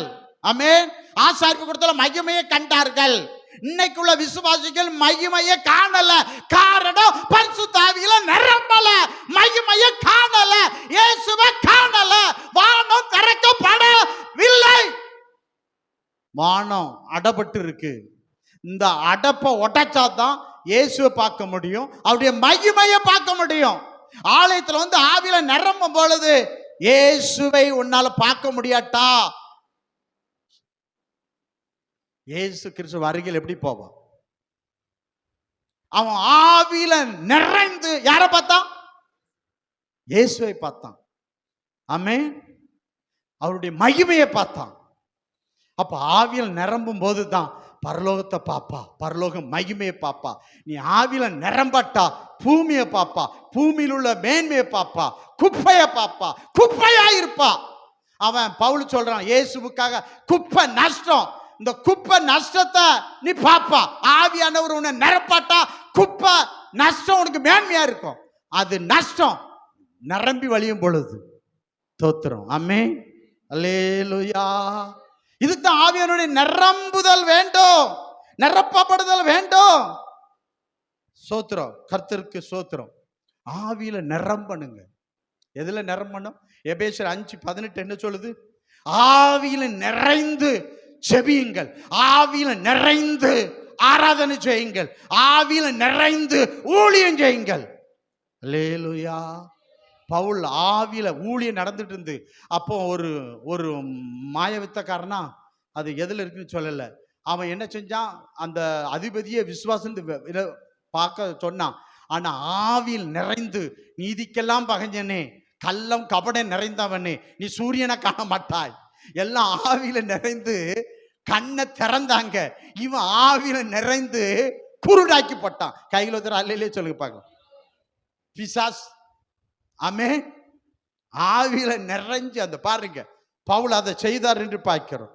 அல்லேலூயா, அல்லேலூயா, சோத்திரம். ஆவியில நிறைந்த ஊழியம், ஆவியில நிறைந்த அற்புதம் நடக்குங்க. அப்பந்தான் ஆவியில நிறைஞ்சாதான் நீ சுவிசேஷம் சொன்னா அவன் ரட்சிக்கப்படுவான். ஆவியில் நிறைஞ்சி நீ ஆத்துமாதையும் பண்ண முடியும். சும்மாலாம் வெறுமனெல்லாம் ஒன்றும் நடக்காது. கடமைக்காக போய் வேலை செஞ்சேன், கடமைக்காக வந்தேன்னு சொல்லப்பட்டிருக்கு பாய்க்கிறோம். ஆமென். அல்லேலூயா. அப்போ நீ சோர்ந்து போகாம செபிப்பதற்கும் ஆவியானவர் உனக்கு உதவி செய்வார். சோத்திரம். சோர்ந்து போகாமல் செபிக்கிறதுக்கு ஆவியானுடைய பலன் வேண்டும். நம்ம சோர்ந்து போக மாட்டோம். ஆபத்து காலில் சோர்ந்த பலன் குறைஞ்சிரும். பலன் குறைஞ்சுன்னா செபிக்க வராது, துதிக்க வராது, ஆராதிக்க வராது, ஆலயத்துக்கு வரமாட்டா, ஊழியஞ்சே வரமாட்டா. அப்போ அந்த சோர்வை நீக்கி போடுகிறது என்னதுன்னா பரிசுத்த ஆவியின் நிறைவு. அந்த வல்லமை நமக்கு வந்துட்டுன்னா நம்ம சோர்ந்து போக மாட்டோம். பலன் குறையாது, பலன் நாளுக்கு நாள் கூடிக்கிட்டே இருக்கும். அவருடைய சத்துவத்தின் வல்லமையில பலப்படுங்கள், கர்த்தருடைய வல்லமையில பலப்படுங்கள். சோத்திரம். ஆவியா நம்மள மேலும் மேலும் என்ன செஞ்சுட்டா பலப்படுத்திக் கொண்டே இருப்பார் என்று பார்க்கிறோம். ஆமென். அல்லேலூயா. பரிசுத்த ஆவியின் நிறைவு நமக்கு. அப்போ இங்க வந்தா எப்படி சொன்னோம்? ஆவியில நிறைஞ்சு துதிக்கணும், ஆவியில நிறைஞ்சு என்ன செய்யணும்? ஜெபிக்கணும், ஆராதிக்கணும். தோத்திரம். அப்பனா ஆராதனை நடத்துறவங்க கையை தட்டுங்க, நல்லா வாயை திறந்து பாடுங்கன்னு சொல்லவே வேண்டாம். நீ ஆவியானவர் உனக்குள்ள இருந்தா போதும், நீ ஆட்டோமேட்டிக்கா கை தட்டுவா, ஆட்டோமேட்டிக்கா ஆராதிப்பா, ஆட்டோமேட்டிக்கா வாய் திறந்து கர்த்தருடைய நாமத்தை உயர்த்தி புகழ்ந்து பாடுவா. ஏன்னா பரிசுத்த ஆவியில நிரப்பப்பட்ட உடனே சீஷர்கள் எல்லாம் அந்நிய பாஷையில அடுத்தவங்க மொழியில தேவனை புகழ்ந்து பாடினார்கள். தோத்திரம். அதான் நடந்ததுன்னு பார்க்கிறோம். அப்ப நீ சபையில வந்து நம்ம என்ன செய்ய மாட்டோம்னா சும்மா அப்படியே உட்கார்ந்துட்டு போக மாட்டோம். நல்ல ஆவியில நிரம்பி என்ன செய்வோம்? செபிப்போம். ஆவியில நிரம்பி தேவான போல செபிக்கும் பொழுது நமக்கு ஒரு மறுரூபம் அனுபவம் கிடைச்சி மகிழ்ச்சியோட சபையின் ஆராதனை முடிச்சு வீட்டுக்கு போக கர்த்தர் உதவி செய்வார். ஆமென். அல்லேலூயா. சங்கீதக்காரன் சொல்றான், சங்கீதம் 23:5 என்று எண்ணுகிறேன். ஆமென். தேவரின் தலையை எண்ணெயால் அபிஷேகம் என் பாத்திரம் நிரம்பி வழிகிறது. நம்ம பாத்திரம் என்ன செய்யணும்? நிரம்பி வழியணும். எனக்கே பத்தலைன்னு இருக்கக்கூடாது, என் பாத்திரம் நிரம்பி வழியணும். அப்படின்னா பேதுருடைய பாத்திரம் நிரம்பியது, அடுத்தவங்கள கை வச்சா அவங்களையும் நிரப்பியது. ஆமென். பேதுரு படகு நிரம்பியது, நண்பனின் படகு நிரம்பியதுன்னு பார்க்கிறோம். வெறும் பாத்திரம் எல்லாம் நிரம்பி வழிஞ்சது, வெறும் படகெல்லாம் நிரம்பி வழிந்தது பார்க்கிறோம். அல்லேலூயா. உனக்குள்ள ஒரு நிறைவு இருந்துச்சுன்னா உனக்கு முன்னால இருக்கிறது எல்லாம் நிரப்பப்படும். ஆமென். மல்கியா 3:10 சொல்லுகிறது, அந்த நிறைவு வானத்தை திறக்க வைக்கும். அவன் வானம் திறக்கிறது எப்போ? ஆவியில் நிறைஞ்ச உடனே என்ன திறந்தது? வானம் திறந்தது. வானம் திறந்த உடனே உன் வீடு இடங்கொள்ளாமல் போட்டு ஆசீர்வாதத்தில் நினைச்சுவார், நிரப்புவார். உன் வீட்டில் நிரப்புவார். ஆவியில் நிரப்பும் போது வானம் திறக்கப்படும், ஆசீர்வாதத்தில் உன் வீட்டை நினைச்சுவார், நிரப்புவார். அல்லேலூயா. யோவான் 15:11, யோவான் 16:12 சொல்லுகிறது. ஆமே. சந்தோஷம் சமாதானத்தினால நீ ஆவில நிரம்பும் போது கர்த்தர் உன்னை சந்தோஷத்தினால சமாதானத்தில் நினைச்சுவாராம், நிரப்புவாராம், பிறரை நிரப்புவார். ஆமே. சமாதானம் பண்ணுகிறவர்கள் பாக்கியம், அவர்களுக்கு தேவனுடைய பிள்ளைகள். அப்போ நம்ம சமாதானத்தையே கொடுப்போம். நம்மகிட்ட இருந்து என்ன போறோம்? யாவரோட எப்படி இருப்போம்? நம்ம சமாதானம், யாவரோட சண்டைக்காரனா இருக்க மாட்டோம். யாவரோட ஏன்டா சமாதானம் நிரம்பி இருக்கு, அவளுக்கு சமாதானம் வந்துடும். ஆமே. ஏன்டா சண்டை இருந்துன்னா நான் போறப்பெல்லாம் சண்டை தான், ஏன்டா சமாதானம் இருந்துச்சுன்னா போறப்பெல்லாம் சமாதானம் தான் பார்க்கிறோம். அப்போ என்கிட்ட சமாதானம் சந்தோஷம் நிரம்பி இருந்தா என்கிட்ட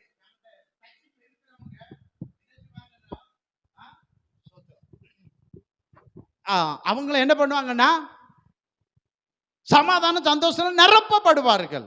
அல்லேலூயா. அப்ப இதுக்கெல்லாம் காரணம் என்ன தெரியுமா? பரிசுத்த ஆவியில நிரப்பப்படுதல். அப்படியே எழும்புங்க பார்க்கலாம்.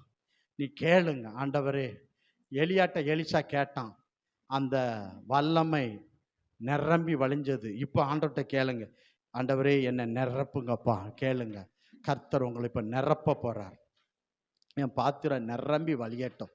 ஆண்டவர் சொல்லுகிறார், உங்க பாத்திரம் நிரம்பி வழியணும். ஆண்டவரே இப்போ கேளுங்க, எதையும் கேட்காதீங்க, பரிசுத்தாவி கேளுங்க. என்னை நிரப்பும் இயேசுவே, என் பாத்திரத்தை பரிசுத்த ஆவியில நிரப்புங்கப்பா. நீங்க கேளுங்க, கர்த்தர் உங்களை நிரப்புவார், இப்போது நிரப்புவார். ஆமென். நிரப்புகிற நேரத்துக்கு வந்து நீங்க உண்மையா கேளுங்க. அவர் யாரையும் கர்த்தர் நினைச்சுறதுல பட்சபாதமே இல்லை. நீ கேட்டீன்னா ஆவியானக்கு உன்னை நிரப்ப ஆயத்தமா இருக்கா. நீ நிரப்பப்பட்ட பிறரும் நிரப்பப்படுவா. ஆமென். ஸ்தோத்திரம். உனக்கு முன்பாக எல்லாம் நிரம்பி நிரம்பி வழியும். நீ போகிற இடம்லாம் நிரம்பி நிரம்பி வழியும். ஏன்னா நீ நிரம்பி இருக்கா. ஆமென். சமாதான சந்தோஷத்தில் நிரம்பி இருக்கா.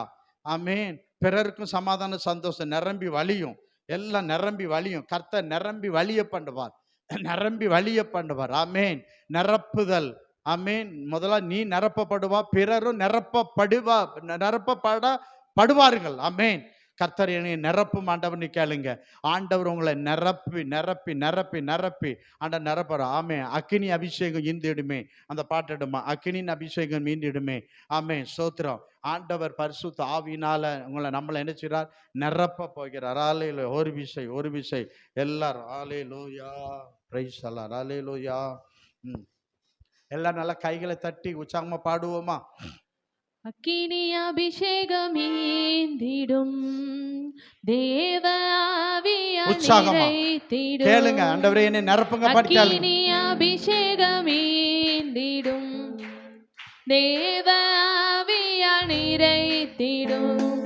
தேவா தேவா இக்கணமே ஈந்திடும். தேவா கைகளை நல்லா தட்டி ஆவியில நிரம்புங்க. நல்லா வாய்கள் திறந்து துதிங்க. பரிசுத்தாவியை நிரப்புவாராக. ஒரு வருஷமா இருக்க விட எல்லாம் நல்ல கையில தட்டுங்க.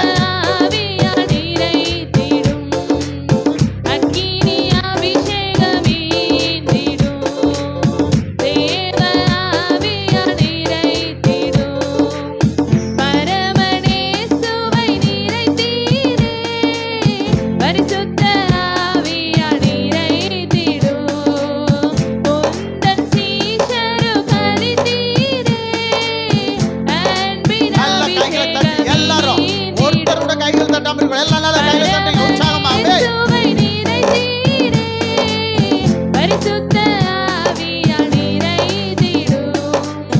உந்தன் சீஷருக்களித்தீரே, அன்பின் அபிஷேகம் ஈந்திடும். தேவா, தேவா, இக்கணமே ஈந்திடும்.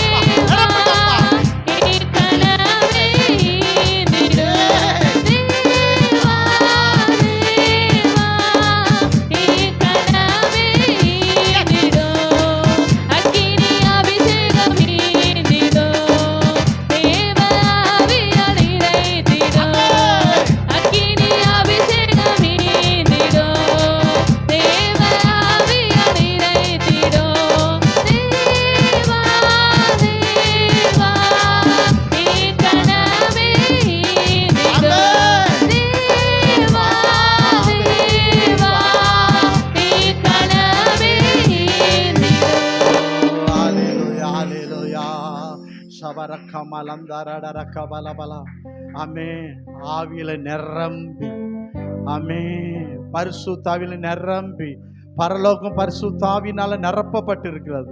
இயேசு கிறிஸ்துவை பரிசுத்தாவில் அளவில்லாமல் நிரப்பி இருந்தார். அவர் பரிசுத்தாவில் நிறைந்திருந்தார். தேவ பிள்ளையே, நீயும் பரிசுத்தாவியில் நிரம்ப வேண்டும் என்று பரிசுத்தாவி என்று விரும்புகிறார். ஒவ்வொரு நாள் அவர்கிட்ட கேளு, என்னை நிரப்போம், என்னை நிரப்போம், என்னை நிரப்போம். ஆவியானவரே என்னை நிரப்போம். என் பாத்திரம் காலியா இருக்கிறது, என் பாத்திரம் எம்டியா இருக்கிறது, என் வாழ்க்கை எம்டியா இருக்கிறது, என்னுடைய வாழ்க்கை எனக்கு எம்டியா இருக்கிறது. எம்டியான அந்த வாழ்க்கையை பரிசுத்த ஆவியானவர் வருவார் என்றா உன் வாழ்க்கை நன்மையினால, கிருபையினால, ஆசீர்வாதத்தினால, ஐஸ்வர்யத்தினால, சுகத்தினால, ஆரோக்கியத்தினால, சமாதானத்தினால கர்த்தர் நிரப்புவாராக. எல்லாவித சமாதானத்தினால கர்த்தர் உன்னை நிரப்புவாராக. பரிசுத்த ஆவியானவர் நிரம்பி வழிய பண்ணுவாராக. ஆவியானவரே உம்முடைய பிள்ளைகள் ஆவியில நிரம்பி வழிய செய்வீராக. உம்முடைய சபையில் இருக்கிற உம்முடைய பிள்ளைகளுக்கான செபிக்கிறான் அவரை. இந்த நாள் முதல் உம்முடைய பிள்ளைகளை உம்முடைய பரிசுத்த ஆவியில நிரம்பி வழிய செய்யும் ஆண்டவரே. பேதுரு, அப்போஸ்தலர்கள் எல்லாரும் நிரம்பப்பட்டது போல உம்முடைய பிள்ளைகளை நாங்களும் உம்முடைய ஆவியினால நிரம்பி வழிய கர்த்தர் உதவி செய்வீராக.